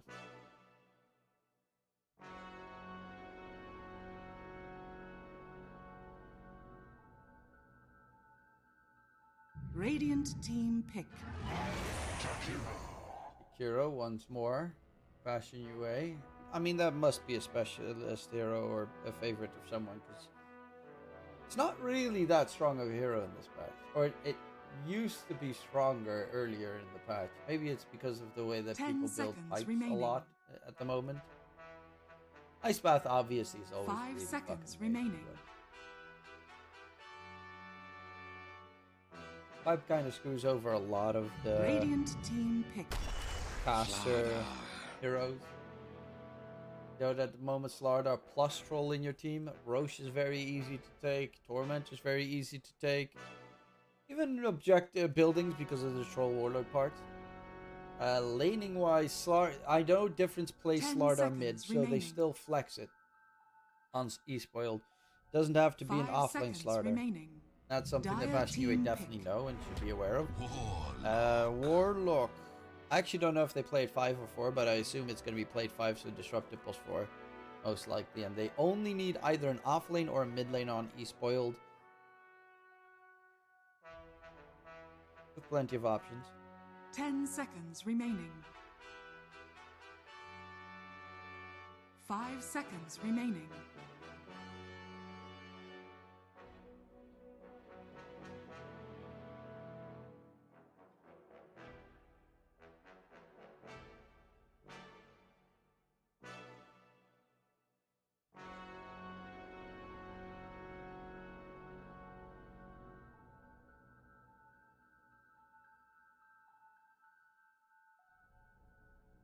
So what's it going to be?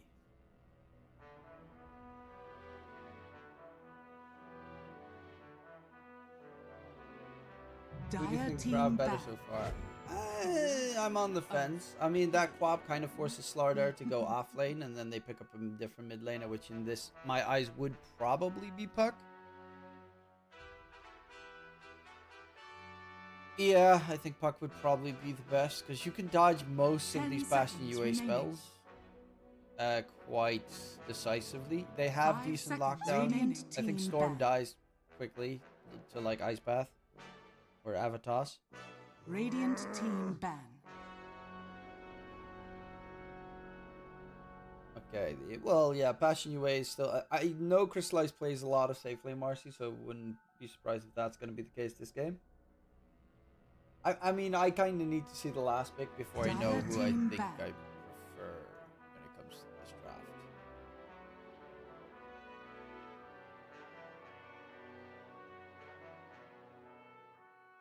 I know B-Body also, or Batyuk, however you want to call him, on the side of Passion UA. 10 seconds I know he remaining. likes playing off-brand 5 heroes as seconds well. remaining.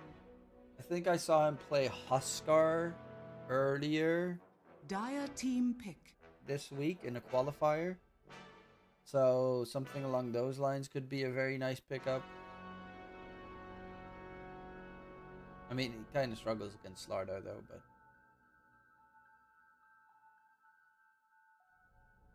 Queen of Pain technically could be 10 seconds offlane. remaining. Tiny can also technically be offlane. Marcy can technically be offlane. 5 seconds Those remaining. are no surprise pickups potentially here. Radiant team pick. The sack. That is a surprise pickup. Okay, so they're gonna go the Lesh mid for Moonlight against... I mean, eSpoiled will just pick a different mid lane. That means it's Quap off lane playing against Troll. It's actually not that bad. Ember Ember You may now Spirit for select your eSpoiled. heroes. Very good Mage Slayer game from Ember, first of all. Incredibly good Mage Slayer game. Aggressive dive lineup from Passion UA. 5 You also have Lash seconds against remaining. 3 melees, while Troll, you know, semi-melee. I like eSpoiled's draft. I actually do very much like eSpoiled's draft here. Oh, Raconix is about to beat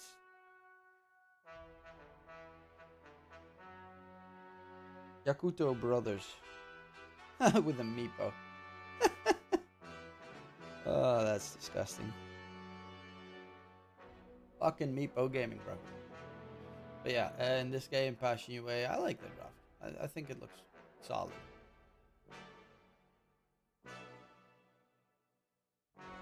Then again, I also liked eSpoiled's draft last game more than their opponents, but Passion UA just played better.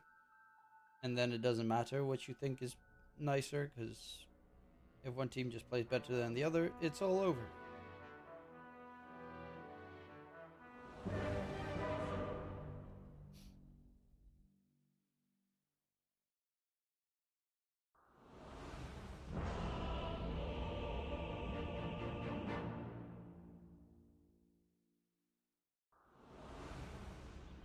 Господи, But допоможи. to the game we go. Try not to feed. Come back and die again. Prepare for Господи, battle. допоможи. Hey, how you doing, PP? What weathermancery is this?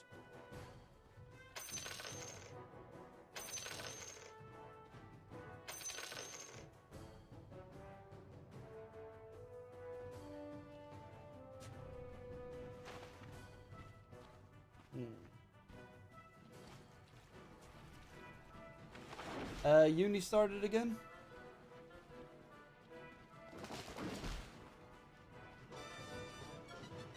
Woke up late, I'm fine, nice to see you casting.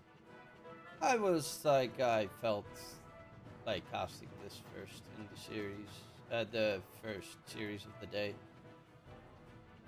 Next Monday. The fuck? Why does your semester start in October? Do German semesters start that late in general?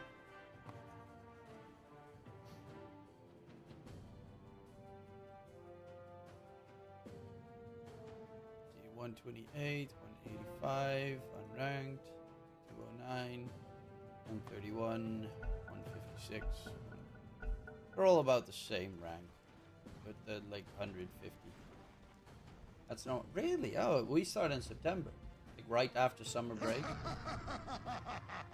Do you then have summer break later in the year? Like you start in, like you end.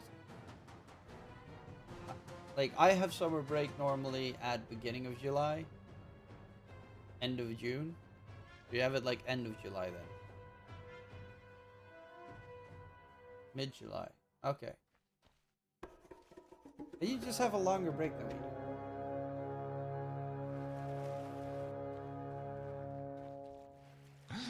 The battle whack. begins.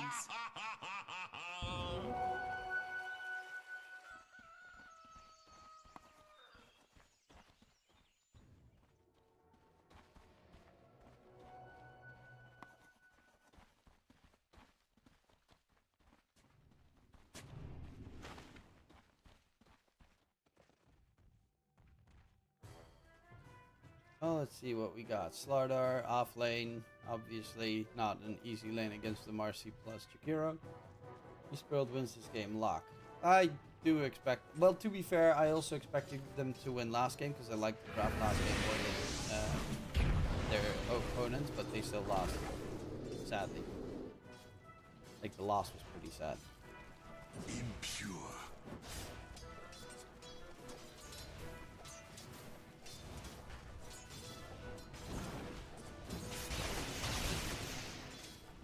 Because there was one moment for Passion UA where they could win, and that was before buyback from Medusa came back up and after the age was expired, and they killed him perfectly at that moment, and that was it. That was like no better moment for them to try and win than that exact fucking moment.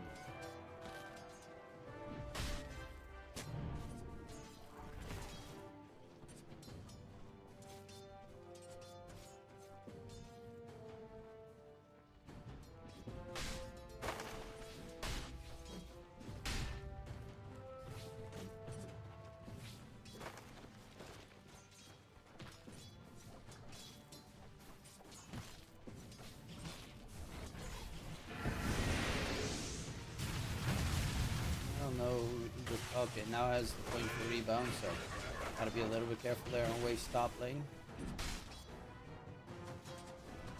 Same with mid, like you're up against say Leshrac, and like this is nice flame guard, but the diabolic edict is pure damage, so your fucking shield does nothing. Right? This is Dire's middle tower is under incoming attack. magic damage, absorbing a percentage. Yeah, it's magic damage. So you get shredded top, speaking of shredded top lane. Crystallize.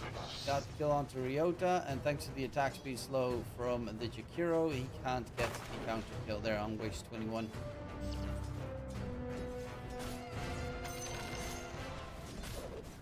Even a master falters. And bottom lane's just annoying as well. Swap's just gonna keep spamming Shadow Strike. Warlock's gonna keep spamming Shadow Word. All these shadows all over the place. And in the end, the Queen of Pain doesn't really hit that. Well, it does take a lot of damage here from Fatal Bombs. But the big thing for difference this game is gonna be that Mage Slayer on the enemy spirit. Because if he gets Mage Slayer, it counters like 90% of the Dire's damage that they will have. It's like Tiny Avatos does 40% less damage, Shakiro's entire spell combo does less. Queen of Pain, Sonic Wave even gets nerfed by 40%. And the Leshrac as well, which Dire's structures that's are why they fortified. picked Ember against the Leshen mid. Obviously, he's having a very good time, so he was very confident in winning his lane, but it's also because in the later portion of the game, you get the Mage Slayer, Slide of Fist, hit the entire enemy team, and they do no damage. Kraker going in, he's got them brown boots, Ryota as well, but Ryota kicks down and Kraker gets the kill. Another one for Passion UA.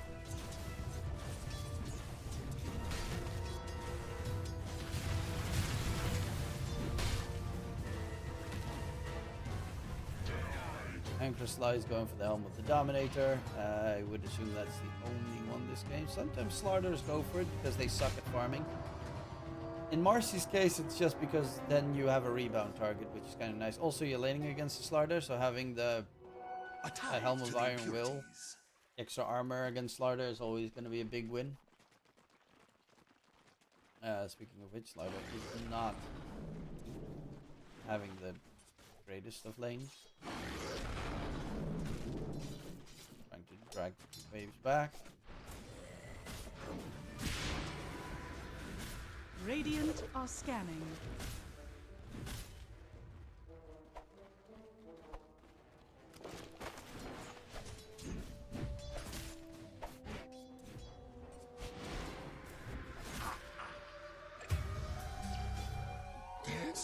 Okay, Ryota tried to sneak in from behind, maybe get a catch on the Lesh. Very interesting position to die on the Disruptor. Plus 4. Radiant structures are fortified. Gank attempt onto difference. There's the Diabolic Edict, damage the Ice Path. Ooh, that's a very dead end. Nothing the Warlock could do there in response to trying to help out. 4-0 for Passion UA, starting the laning stage off. Swinging Crystallized and Moonlight number 1 and 2 on the board.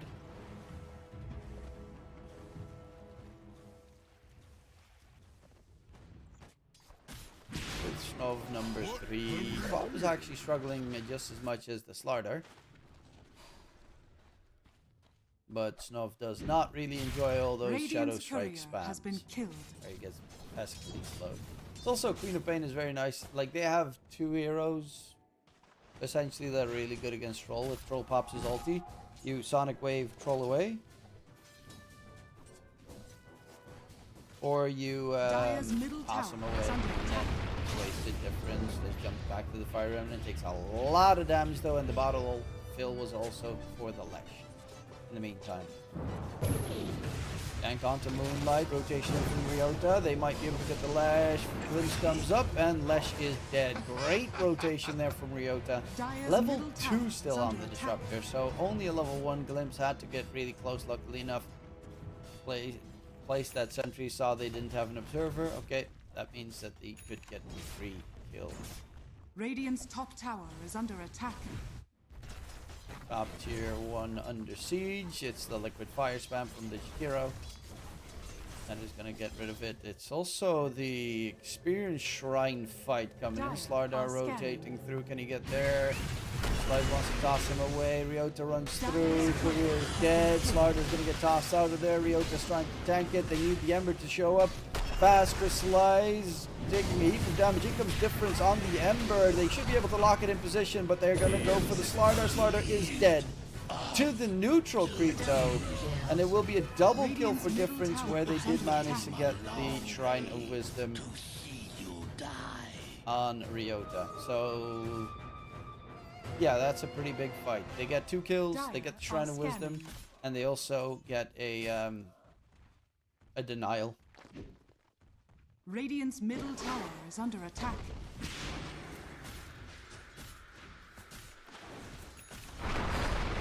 Bottom lane, Asticor.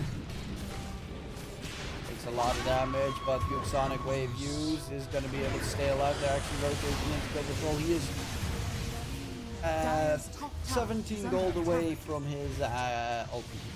17 experience. 1 more creep and he would have had his ulti, where he could have just tried to stay alive, but a nice rotation immediately after that fight top to try and stem the bleeding on the Dire side. Is under attack.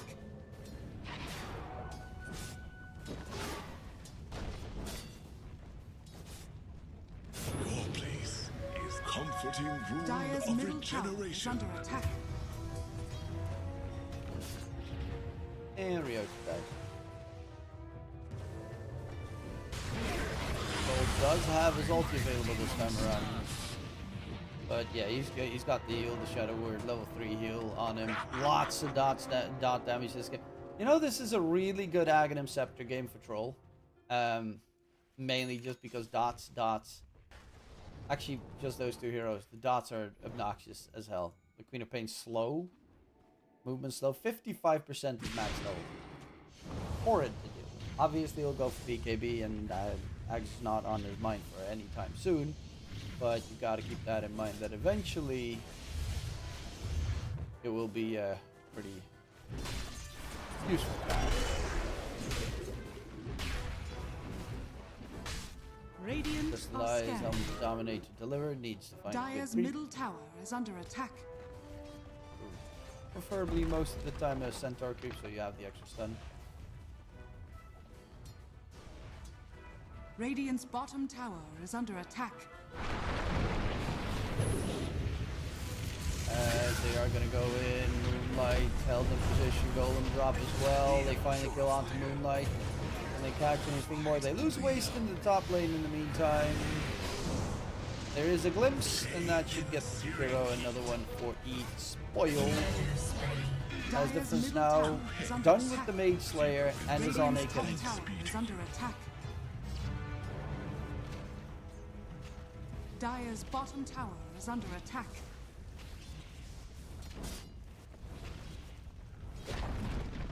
Dire's middle tower has fallen. Radiant structures are fortified. Radiant's top tower is under attack. Bottom lane, they get the catch on the Batu. Nice root into root. Radiant's top tower is fallen. Catch, Tiny as well. Yeah, they are really running them down at this stage. If they really spoiled. Difference dominating on the Ember now with that Mage Slayer secured. Troll Warlord's going for Battle Fury. He's actually going to have a really good timing on it. Dire's bottom tower And is a under root attack. onto the hero. There's a glimpse once more. Radiant's middle tower They get is him, under hold attack. him. It seems So, but you is here. There's no Sonic Wave, so there's no way to help. And another one. Dire's bottom tower has fallen.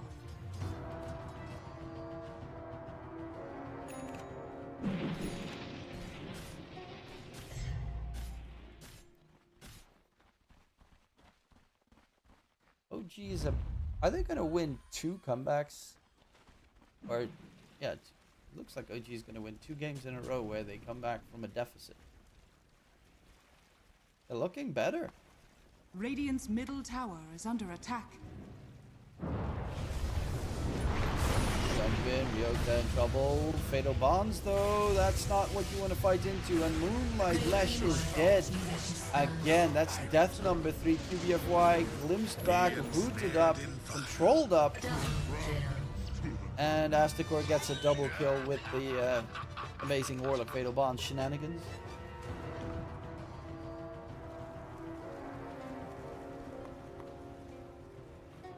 Radiant's bottom tower is under attack. That's a pretty fat Warlock. Radiant structures Lardar are is still a fortified. whiles away from his Blink Dagger. Troll does have the Battle Fury now Radiant's done. bottom tower is under Difference attack. is still continuing for more. Even going for Radiant's the bottom Kaya. tower has fallen. They're not going for a very defensive item build. Will turn into a Kaya Sanj at one point anyway to make it defensive, but for the time Dire's being, top tower is under attack. Kaya first means kill, kill, kill. Radiant's bottom tower is under attack. Dire's top tower is under attack.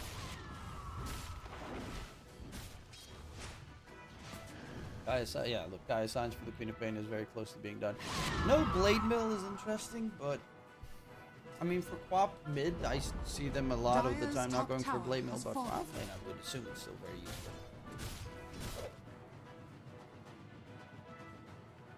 The damage reflect against the Ember, for instance, who is doing quite a lot of damage at the moment.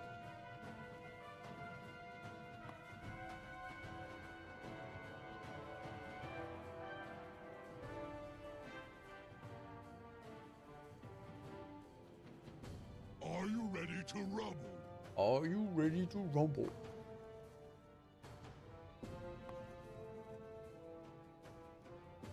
Classic Osg moment. But yeah, Troll going best in the world. Oh no, man. Oh! I mean, that also works to get rid of dispel debuffs. Queen of Pain at one point will get the shard, so being able to get rid of silences is pretty neat as well. Lash has a blink. Moonlight really needs to start getting some kills with that blink. Radiant's middle tower is under attack. But Crystallize is just farming away. Once he's got BKB though, that's when Marcy actually plays Dota. Until that time, Marcy is just going to focus on farming. With the BKB, you'll be able to join the fight, and then you throw in an Unleash, which might be level 2 at that stage, and then you've got fucked. The difference is really good Radiant's bottom tower is under attack. if the enemies don't have BKB. Great teamwork, you vicious stars. Haste rune with this amplify damage rune. Oh, sure. Make a combo happen. Lardar done with the blink dagger. Yeah, he really. Oh, Ryota Are scared. gets the static storm cast just a split second too late. They're gonna go in on the Lash. I don't know if you even can kill him. Golden drop should make it very possible though. Radiant's bottom As tower Moonlight is under is attack. dead too, right. I thought that the rotations might be faster. Different Ember chasing an after Breaker. They will go for the Warlock here. Toss back. Sonic Wave is there. Fatal Bonds thrown out. 2 feet down from the Warlock. Gets not away, but a lot of damage in response. The difference gets a double kill. Looking for even more. Waze jumps in. Slithering Crush onto the Tiny, but he's got the toss to keep himself alive. And they will fill it up with QBF. Bye-bye.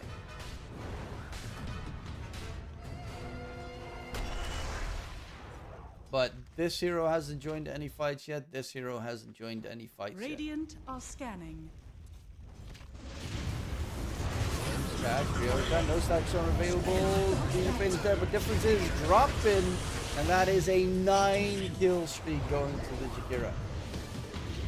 That's a lot of money. That's his Yule's almost done. Just off of that kill. Yeah, you do 40% less damage with Diabolic Edict, but it's still pure damage. So it goes right through a very HP. Like, he's got 1200 HP on him. He's got Kaya going for boss now. So he is more mobile across the map, but it does mean that he is a squish ball. Dire are scanning. Squishmallow.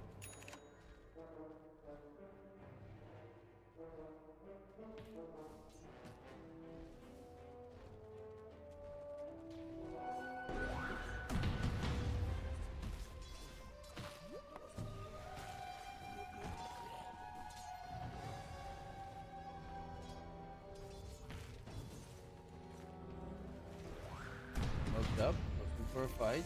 Lies would be a good kill if they can secure it. He doesn't have BKB yet. They spot out this Jakira though. Unfortunately, it's not the one that they want. The one that they want is in the back end and is going to get the TP to safety as the top breaker.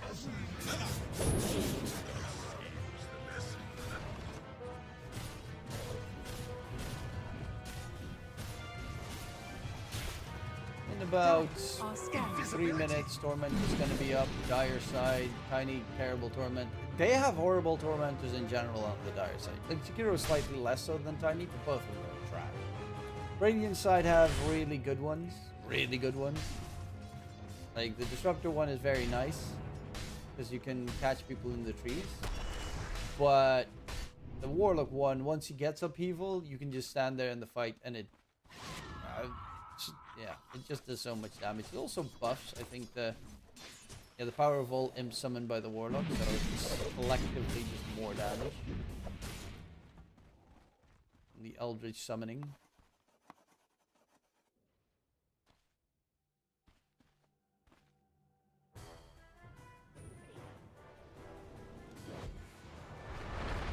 On the side, Slardar on the run. They're actually trying to go for the fight, but Moonlight is running them down. They got a kill on the ways. Difference already used 2 charges.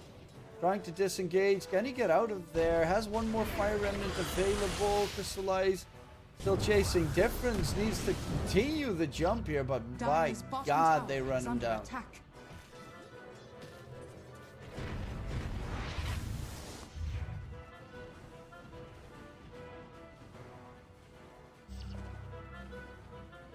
And Passion UA nullify that net quickly. You still have Troll being the most farmed hero. Jump in, Snow, found the Troll, pops his ulti. They get the kill on QBFY, but he's going to get used up. Difference is already dead, and the Troll is next. Golem does nothing to help out in that scenario, as the Warlock's hoping that there's no bash, and there won't be a bash, but they're right next to it, so they can get that Aegis.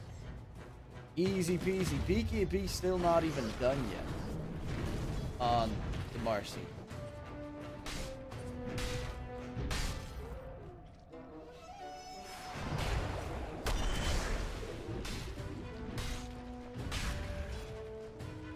Radiant's top tower is under attack. Take the lead. Troll needs that BKB. Without it, he can't fight. But Duke is going for Aghanim Scepter on the Queen of Pain. Very annoying in the team fights. BKB unless it's almost done. Marcy's got the BKB. Difference is now bottom. He's below any of the Dire cores. Dude is 11, 3, and 6 on Ember. He's below any of the Passion UA cores.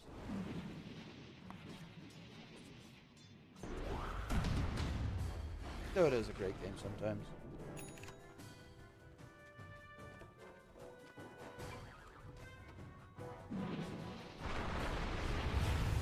Toss back, Warlock. Taken down. Astakor is dead so. And it does very much feel like the Dire side is just on a chase. They've got the Tiny with the Blink Dagger now as well. More mobility tools on Passion UA. They will find Bachuk in the bottom side. Is very close to his Aghanim Scepter, but they're going to go for the Tormentor and get the 3 charge. on the dire side. Who's going to get it? It's going to be QBFY. Yay, the Tiny, who doesn't even have tree grab a point in it. We'll get the shard. Are scanning. A soldier's fortune.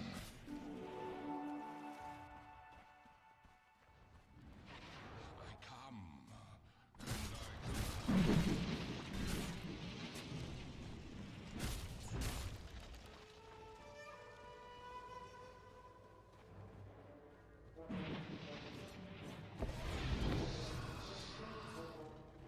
A tithe to the impurities.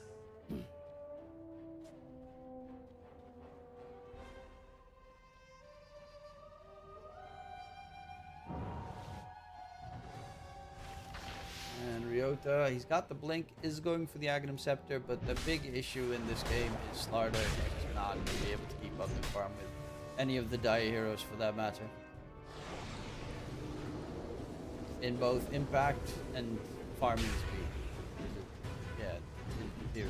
That's kind of super shitty farming speed.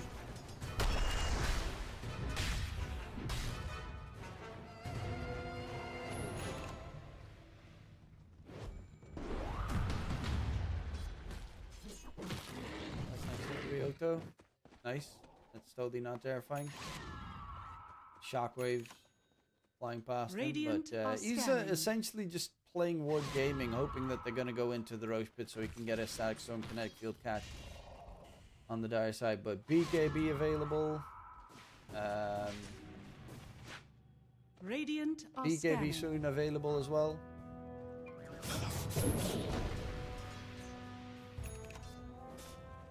The difference is BKB is not really that impactful at this stage of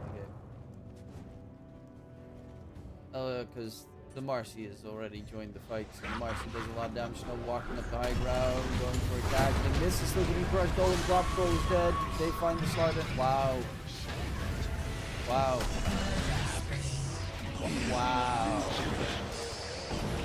Not gonna lie, rarely seen a fight that terrible. Blink on the high ground, misses the Slithering Crush, and now they just walk in the pit.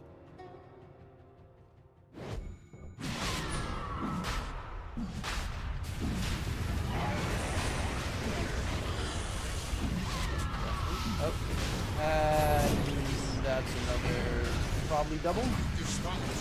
But different strength thrown away. That's his last fire remnant. Does get the jump back, but that is Roche in the favor of Fast UA. As difference needs to walk it off, but I mean fast response there coming out from the Tiny though. But the places the observer and immediately gets the jump.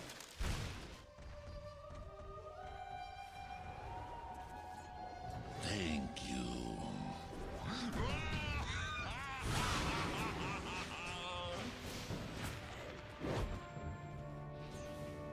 Radiant's bottom tower is under attack.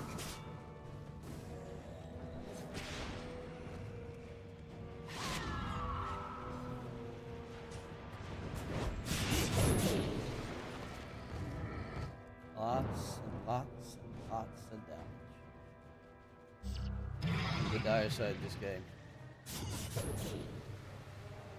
They also, like, they're okay at pushing high ground. They're not great on the dire side. Actually, they're kind of shit because the Marcy has to do all the hitting. I mean, you can technically put Quap there once Quap is BKB, I guess.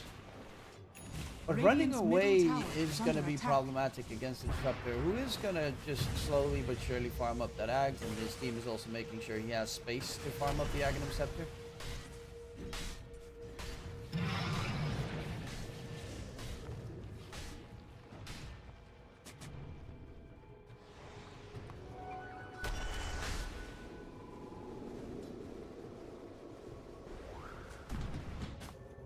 Bob. Almost there.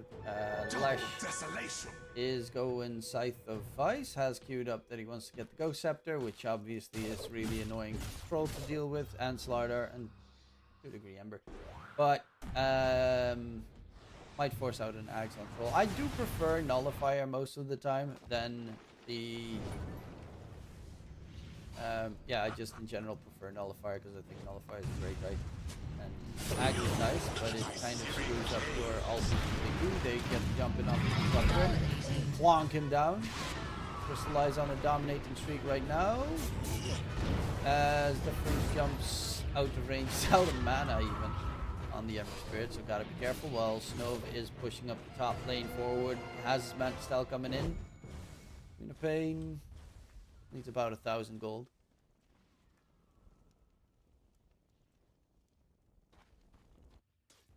That's the door.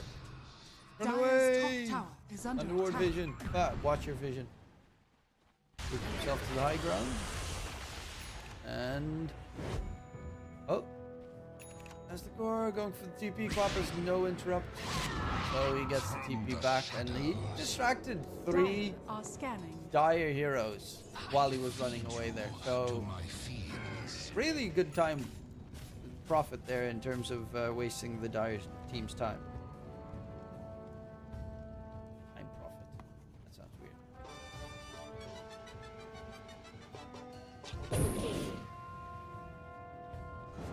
Nov BKB is done. On the troll. Manta's done. Crystallize walking in. There's the target that they want. Cyclone Connect killed. He does get the Manta. Dyer's middle tower Glimpsed is under back. attack. Didn't pop the BKB. Is still looking to fight a little bit. Still has the Aegis obviously. But they're losing a lot of HP on the dire side. Difference. They pop Crystallizes first life. QBFY. Tiny is going to be ticking down actually. Just from the dot damage there. Ice Path catch onto the Troll Warlord. He does have a BKB. Can he get the pass off? Yes, he can. And he does go in for the Marcy, who's now trying to run away. But the Marcy, no way out. Permanently rooted. They find 3 kills. Chasing from Ryota. He's got no glimpse at the ready. So the Queen of Pain might just be able to dodge away. He knows he needs to kill off the Disruptor. Otherwise, the Quap will be glimpsed. But Bajuk does have a BKB available right now. Slaughter's chasing further. They find themselves 4 for 1 trade. As Troll, yeah, I mean, that they just didn't lock him down enough. Nice golden drop there as well from Mastercore to interrupt any stun rotations from the dire side, plus fatal bonds.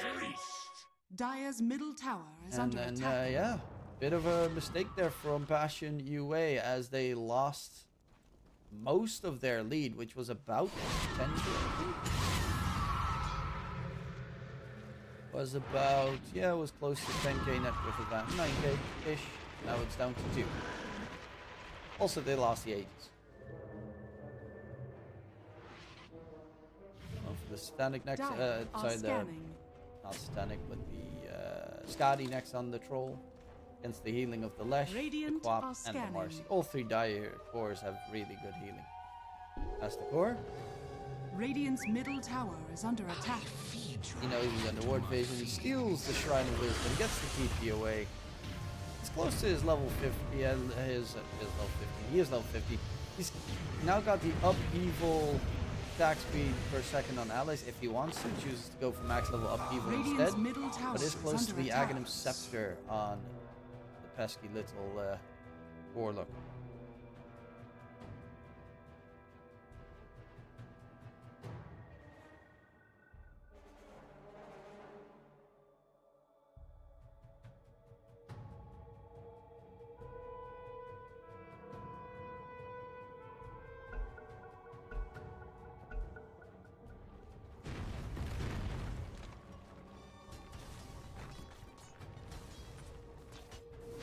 Queen of Pain. Last fight got the BKB pretty late into the fight. Is now top net worth of the dire side. I mean, Bajuk last game, what's his rank? Last game as well on the Underlord, he was top net worth for most of the game. So in onto Difference, Static Storm, but Difference. The stun lock is too long. He also has that facet Icebreaker for the double stun. And 2 dead. Snove rushing in on the Troll Warlord, trying to at least get something. Sonograve's going to push him back. BKB's about to end. Needs to be careful of the Avatar Wombo combo of death. Toss not going to connect. Troll Warlord still going to get the ulti off.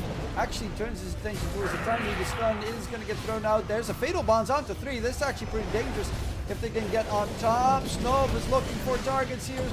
Crystallize does get bashed up. TP by the Slarda. Golem drop.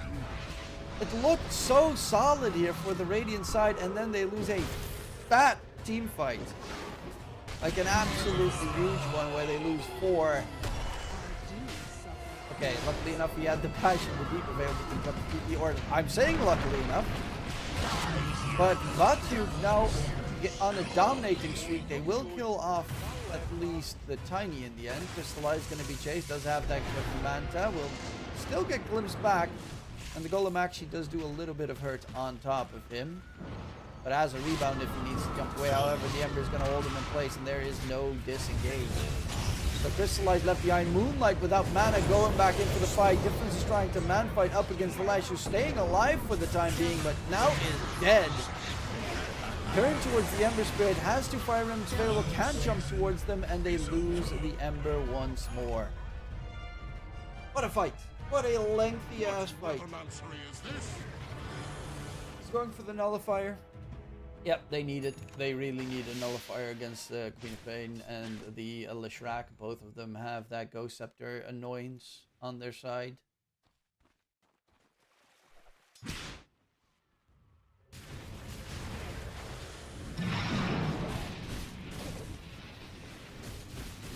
Radiant's bottom tower is under attack. And the next Rosh is going to be important because that gets you Banner. Yeah, they were fighting here, by the way, while they're still tier 2 tower in mid. Tier 2 tower bottom, tier 2 tower top. So 0 pushing attempts coming out from Passion UA in those engagements. Is under attack. It's kind of funny.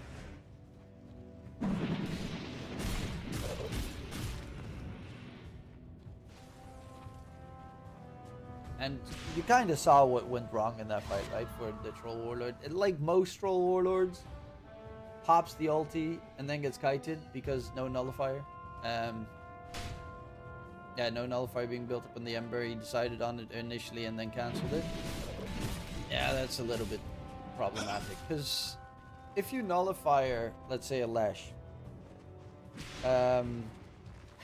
he pops his little Nullifier the moment you Troll pops his ulti, and then you kind of like lose grasp of him.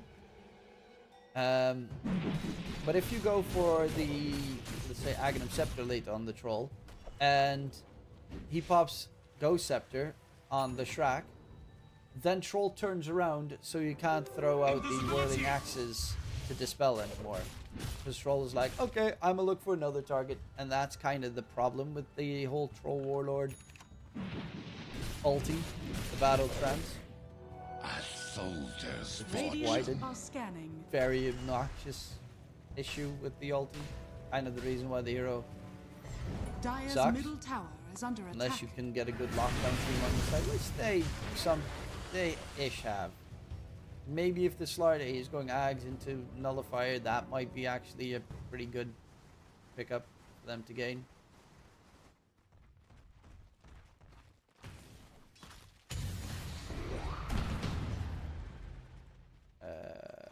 Lash BKB used.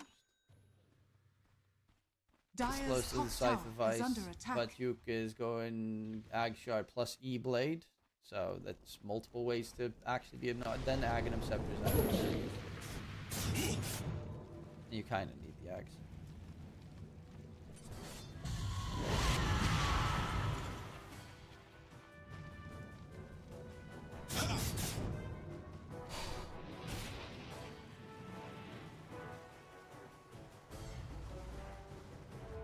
Up. He's spoiled. Tiny is breaking any possible smoke. Roche is up in 20. This is the big fight that they're looking for on both sides. Walking up, Glimmer used. Troll is on the high ground. Smoke is broken. Tiny gets spotted though. They're gonna go in. Saxstone kinetic field onto everyone on the Dire side. They did pop a couple of their BKBs, but there's a 1-for-1 trade so far. The Troll looking for Crystallize, and the Troll ulti is going ham. Does he have the damage? Marcy is bashed and deadened. 3 dead on the Dire. They still have the Queen of Pain available in the pit. Toss up onto Snuff. Troll is done for. As Batyuk on that Queen of Pain. The scariest hero on the Dire side is still alive and kicking. And that's kind of the issue of the remainder of the fight. Roche was the one, by the way, that killed the gold, so they didn't even get the gold for it. On Passion UA. The Queen keeps on hunting Batyuk. Can they kill him off? There's going to be a toss away from QBFY. Ice Bat Macropire. And Egyptian still looking for more. The fatal bombs damage, though, is immense. Can they get the kills here? But you not going to get root. There was no mana on the Ember for the root. Oh, jump in. Queen of Pain on the side. Ethereal on the upper end. Is he going to get away? No, he is not. And Difference is on a killing spree after getting a butt Yuke's 6 kill streak. So just like that, now it is Passion Yue that loses the lead here. And it goes into eSpoiled's hands. Regeneration.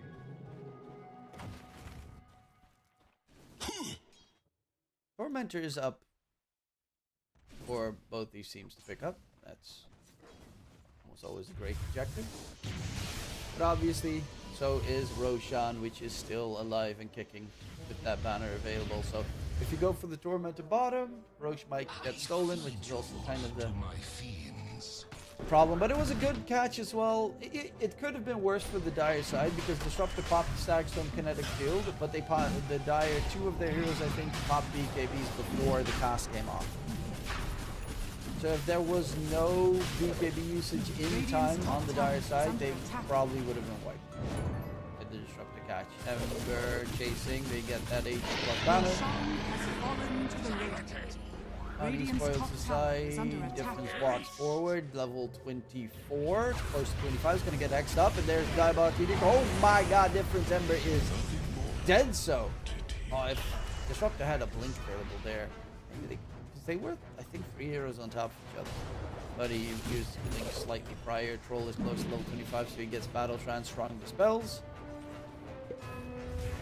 I assume, yep, indeed, that way. He still can get 100 to 0. There is a Scythe of Ice on the Lesh, and they do have silences on the Dire side. The Queen of Pain, that one very brief though. But they have a little bit of lockdown that he can't break out of, but for the most part, he should be able to get his ulti off almost always.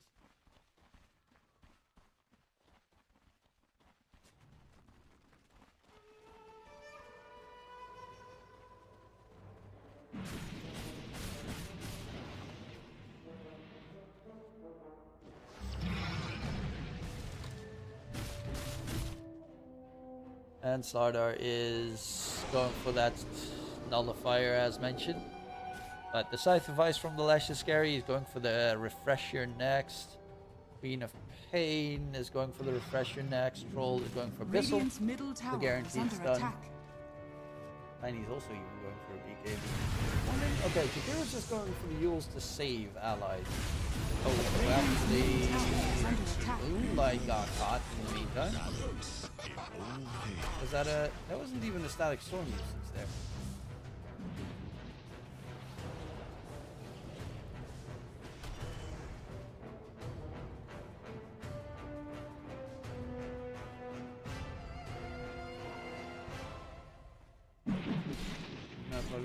Blanca. Roll with the refresher is also hard to deal with because then he gets the Radiant's double BKB, double is under attack. battle trance in the team fight. Can't remember a game that was recently that I casted. I think I don't know if it was for Dream League or if it was for RES Unchained. But there was an anti-mage versus Troll game, and Troll got refresher, but he never had the mana to use refresher. Which was, well, he did use refresher, but then his mana got drained, so he couldn't use battle trance anymore. So it was hilarious to see in a team fight where he was like, he popped his BKB battle trance, then popped refresher, and then waited until his mana was gone. OT 2 skilled at 40 minutes. That just shows you how freaking on edge this game is for both these teams. I mean, Dire has shit push. Like, their lineup doesn't push. Marcy is their best pushing hero, which is terrible. Radiant does push pretty well, but they have been on the back foot the entire game. So then it's understandable that it's quite hard for them to make aggressive plays on the map. Dire's bottom tower has fallen.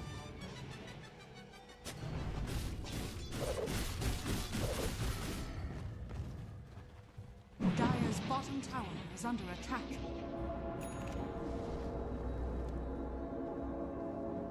Radiant's middle tower is under attack. This is some aggressive positioning. Speaking of which, no.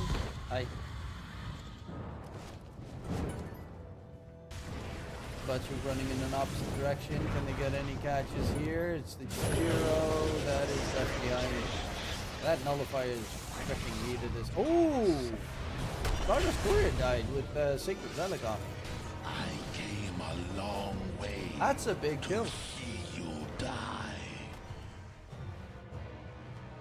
That's going to delay that nullifier for quite a bit. The Tormentor is up if they want to get a free shard. Queen of Pain, caught in the Stackstone Kinetic Field. Going to kill him off in time for the BKB. Pops the BKB, TP out. And disengage. Oh, Warlock didn't go for the Axe in the end. Decided to go for the Glimmer Cape instead. And now an 8th. Also, the only one that can interrupt the BKB, well, 2 people can interrupt BKB this game on the Radiant side. And they both weren't, well, one dropped the golem already. Yep, and the other one is a Slardar who was, I don't know, he was there somewhere.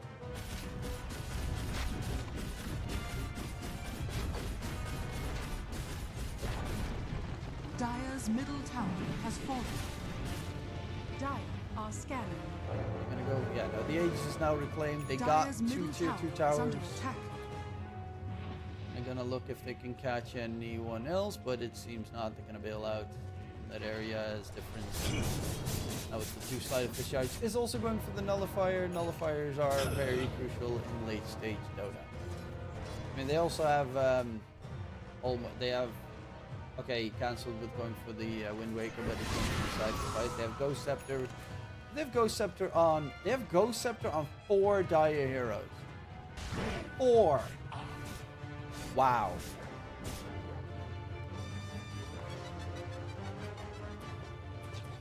That's just wow.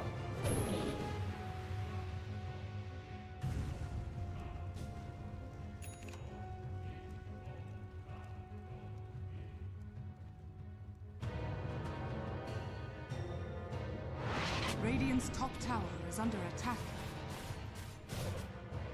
Amplify damage. Could be picked up for Crystallize. Does he not get a bottle or something? No, they don't have a bottle. They just ignore and you completely jump in onto Moonlight. But with Sonic Wave is going out as well. The BKB is about to end. Troll going in. But gets lifted up and they will find a kill. There's the refresher used on the Troll for the second run of the ulti. But he gets immediately stunned. Pops the BKB. Goes for Kraker. But there again, no nullifier means they can just kite him as much as possible. Kraker is going to get the kill off in the end. They're going to go for the Troll Warden.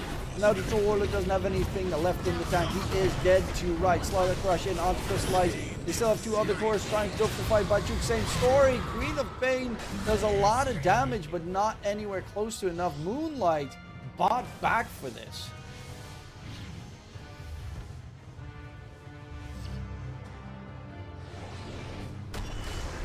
Radiant's middle tower is under attack.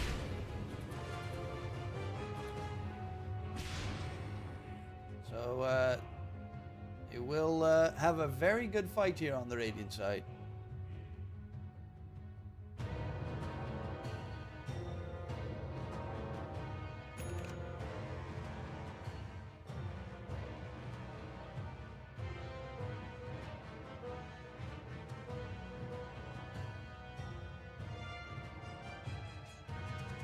But then they're just gonna keep going back to the farming spread.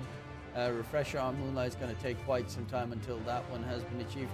Ryota on the Disruptor went for a freaking Shadow Blade. Okay. I mean, buybacks. Who used buybacks on the... Okay, Radiant didn't use the buyback there. But it does really showcase how terrifying the kiting potential is in those fights.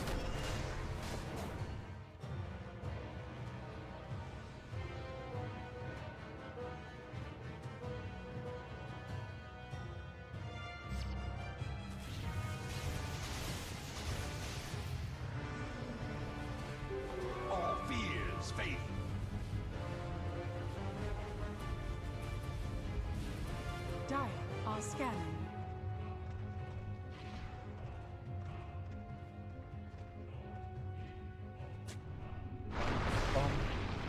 Toss up. Structure. That's the catch. They're going for the lash, which is the dieback if he falls, and Sonic will keep the lash going. Chasing onto Moonlight is dead, but the Ember Spirit might have gone a little bit too deep. Gets lifted up into the sky by the Jakiro, which kind of kept him alive for a little bit longer, but in the end is going to get taken down. And there's a Roche spawning in a minute. That is, again, third Roche of the game, which is going to be a free refresher shard for whichever side. They have Scythe of Ice number 2 done on the Dire side. Second Scythe of Ice. Queen of Pain has refresher, so double Sonic Wave potential as well. Radiant are scanning. In the team fights with double BKB and the whole shebang behind it.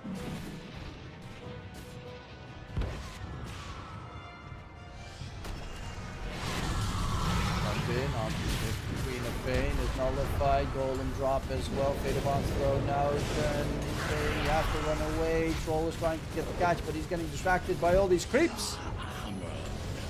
Will force out the BKB on the Marcy. Can they catch out the Tiny? Blinks to the high ground, going for the TP attempt. And we'll get the TP out. The Searing Chain Spore on cooldown. Roche is up now. And that should be the Aegis going in the Radiant's favor.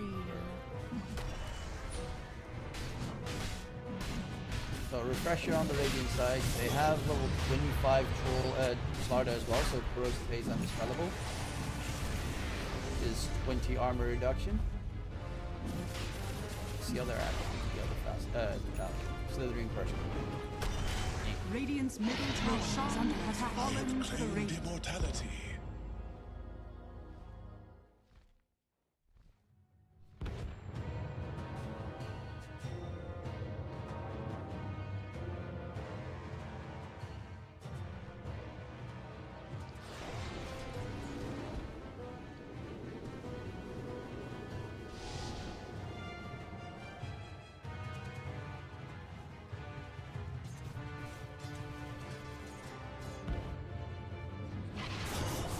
Dire's top tower is under attack.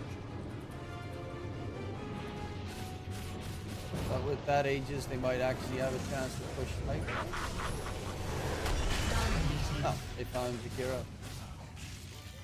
Gives away that there's high ground wood there.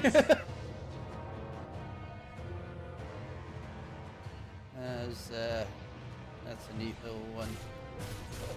Picked up no Jakiro for it. I mean, that's the Scythe of Ice, Yule Scepter, Blink Dagger, Ghost Scepter. That's an annoyance out of the running if they want to go for the high ground push, but I'm not sure if they have to.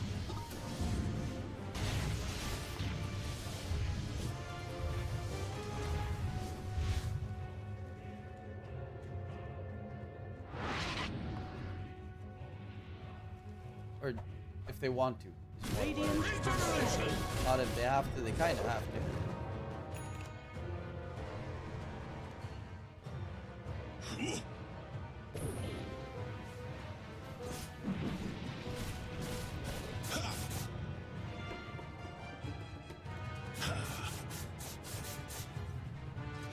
It is on the Ember though, which is interesting. Didn't he have a buyback? Oh, he bought back too. That's why. Yeah, then it's not the easiest to push the entire high ground. He does have the refresher now as well, so double BKB. They have 2 nullifiers on the Radiant side, so that should help killing off these pesky supports and others. The Swift Link, equipped Ags, then Troll is good to go.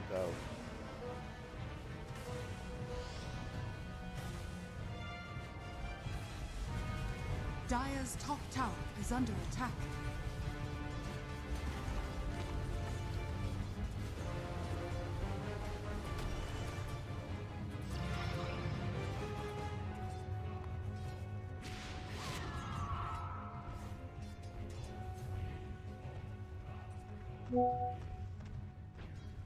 Dire's top tower is under attack.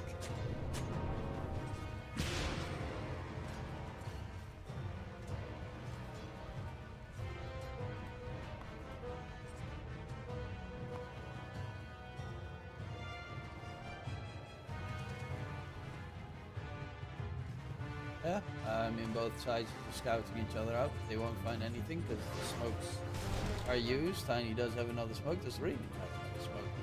I don't think so. That probably was their last one, yeah.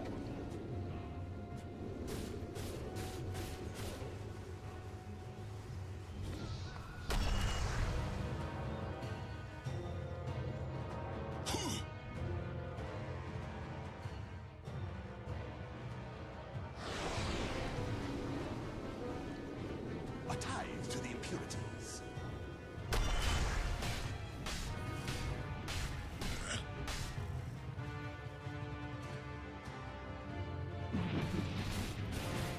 Dire's bottom tower is under attack. I mean, both these teams are fucking terrified to take any fights at this stage. This might be an hour-long game. Deceptive rune of invisibility. They're not even like knocking on the Dire's high ground. Friend still has that HP 45. Oh, waste. I guess he took the gateway. No slaughter Dire's now. middle tower is under attack. But you. There's no bash on the troll. They don't have the warlock there, so they couldn't even interrupt the TP. Glimpse? He refresher BKB'd again, because he would have been caught by that glimpse. Woo! That's kind of nutty. Having to use the refresher there for the second BKB, Radiant's top otherwise tower glimpse is under kills you. attack.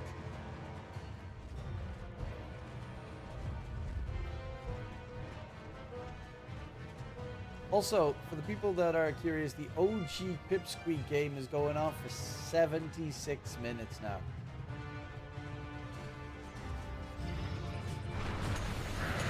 Okay, we have ourselves a fight for Warlord LB. Golem does get dropped. He gets distracted for half a second. The pressures on both sides are being used. Toss back onto the troll. Can they kill him off right now before he gets his ulti off? No, they cannot. They crystallize. There's the Sonic Wave pushing back, but he's hidden up onto that troll. Crystallizing dead. Second dead. Third is Batu. He doesn't have that refresher. They know he doesn't have it. Chasing deeper from ways. Going for Batu. Queen of Pain limps back and is dead. That is 4 fallen on the side of Passion UA.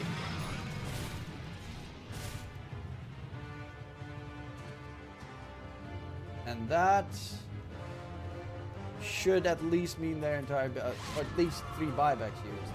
Or probably their entire base gone if they don't use it. Dire's middle tower is under attack. Dire's middle tower has fallen. Radiant's bottom tower is under attack. And it's only the one, but they're a bit afraid of the rest, especially the tiny ones. Noxus. But you should probably force out more than 1 buyback. Dire's courier. They can't get megas. Dire's structures are fortified. They can get 2 sets of racks.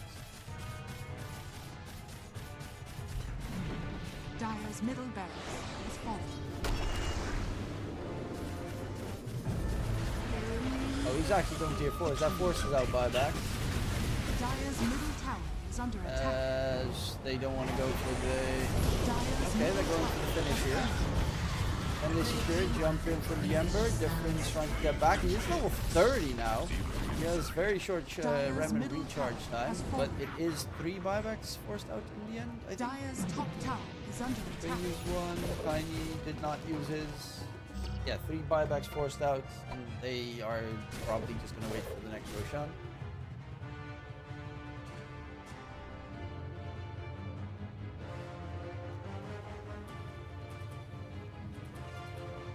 Dire are scanning. Radiant are scanning.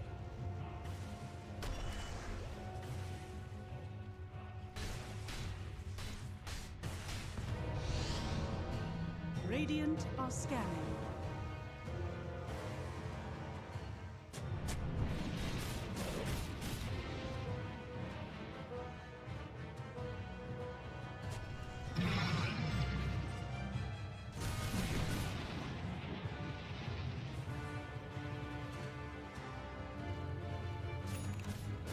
Okay, Pipsqueak seems to have still won that game against OG, game number 2, so it is a 78-minute game. Or, no, the game's... Oh no, the game's still going on. Never mind.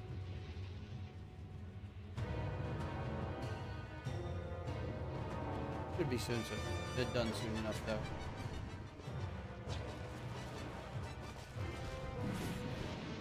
Meantime, troll, equipped ags is his next item. Difference, spots 2. He does already have an equipped ags. Spoiler alert, I'm sorry.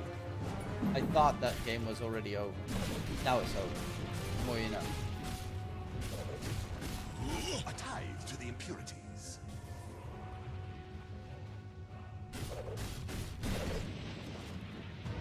Dire's bottom tower is under attack. Did watch Hoju? Oh, the Dire CS2 are team. scanning. Aren't they like Finnish or something? Or where were they from? I can't. It's been a while since I've seen the name Hoju.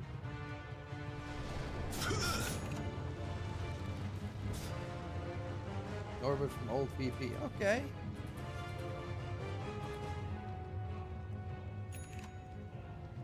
Dire's bottom That's tower Russian. is Oh, under attack. Kazakhstan. Yeah, no, why did I think? I think the blue flag. I don't even know what the Finnish flag is. Hey, that's good. Speedy rune of haste. I can't remember.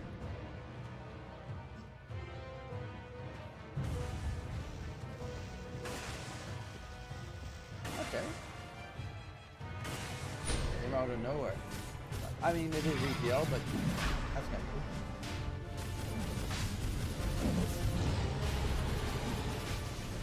Yeah, they can't really contest Roche because it's just not possible.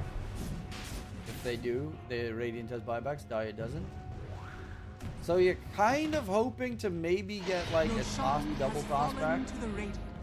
if you're Passion UA, something along those lines. Force them into your Origin Fountain.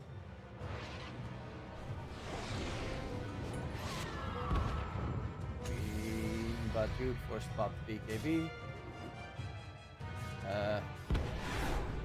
Yeah, luckily enough, Disruptor was showing somewhere else. Otherwise, you could have had. Disruptor has a refresher shard now, so you have to deal with double static storm.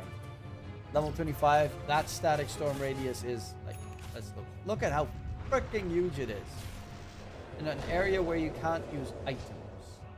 Yikes.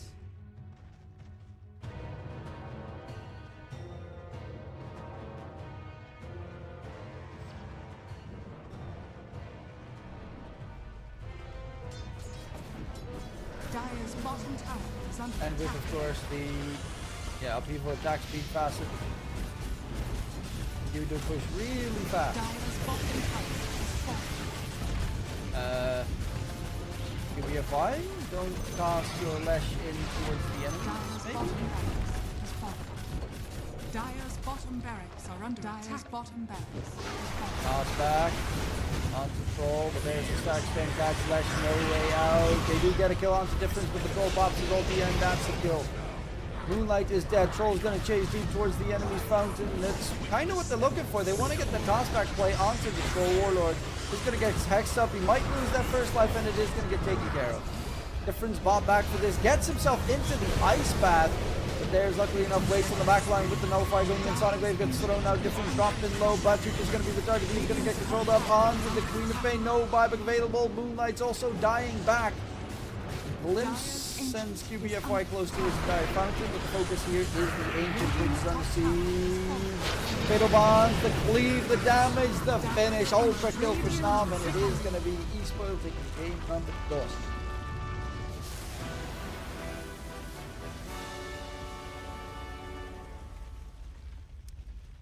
So, Passion UA did do a very good job for most of the game.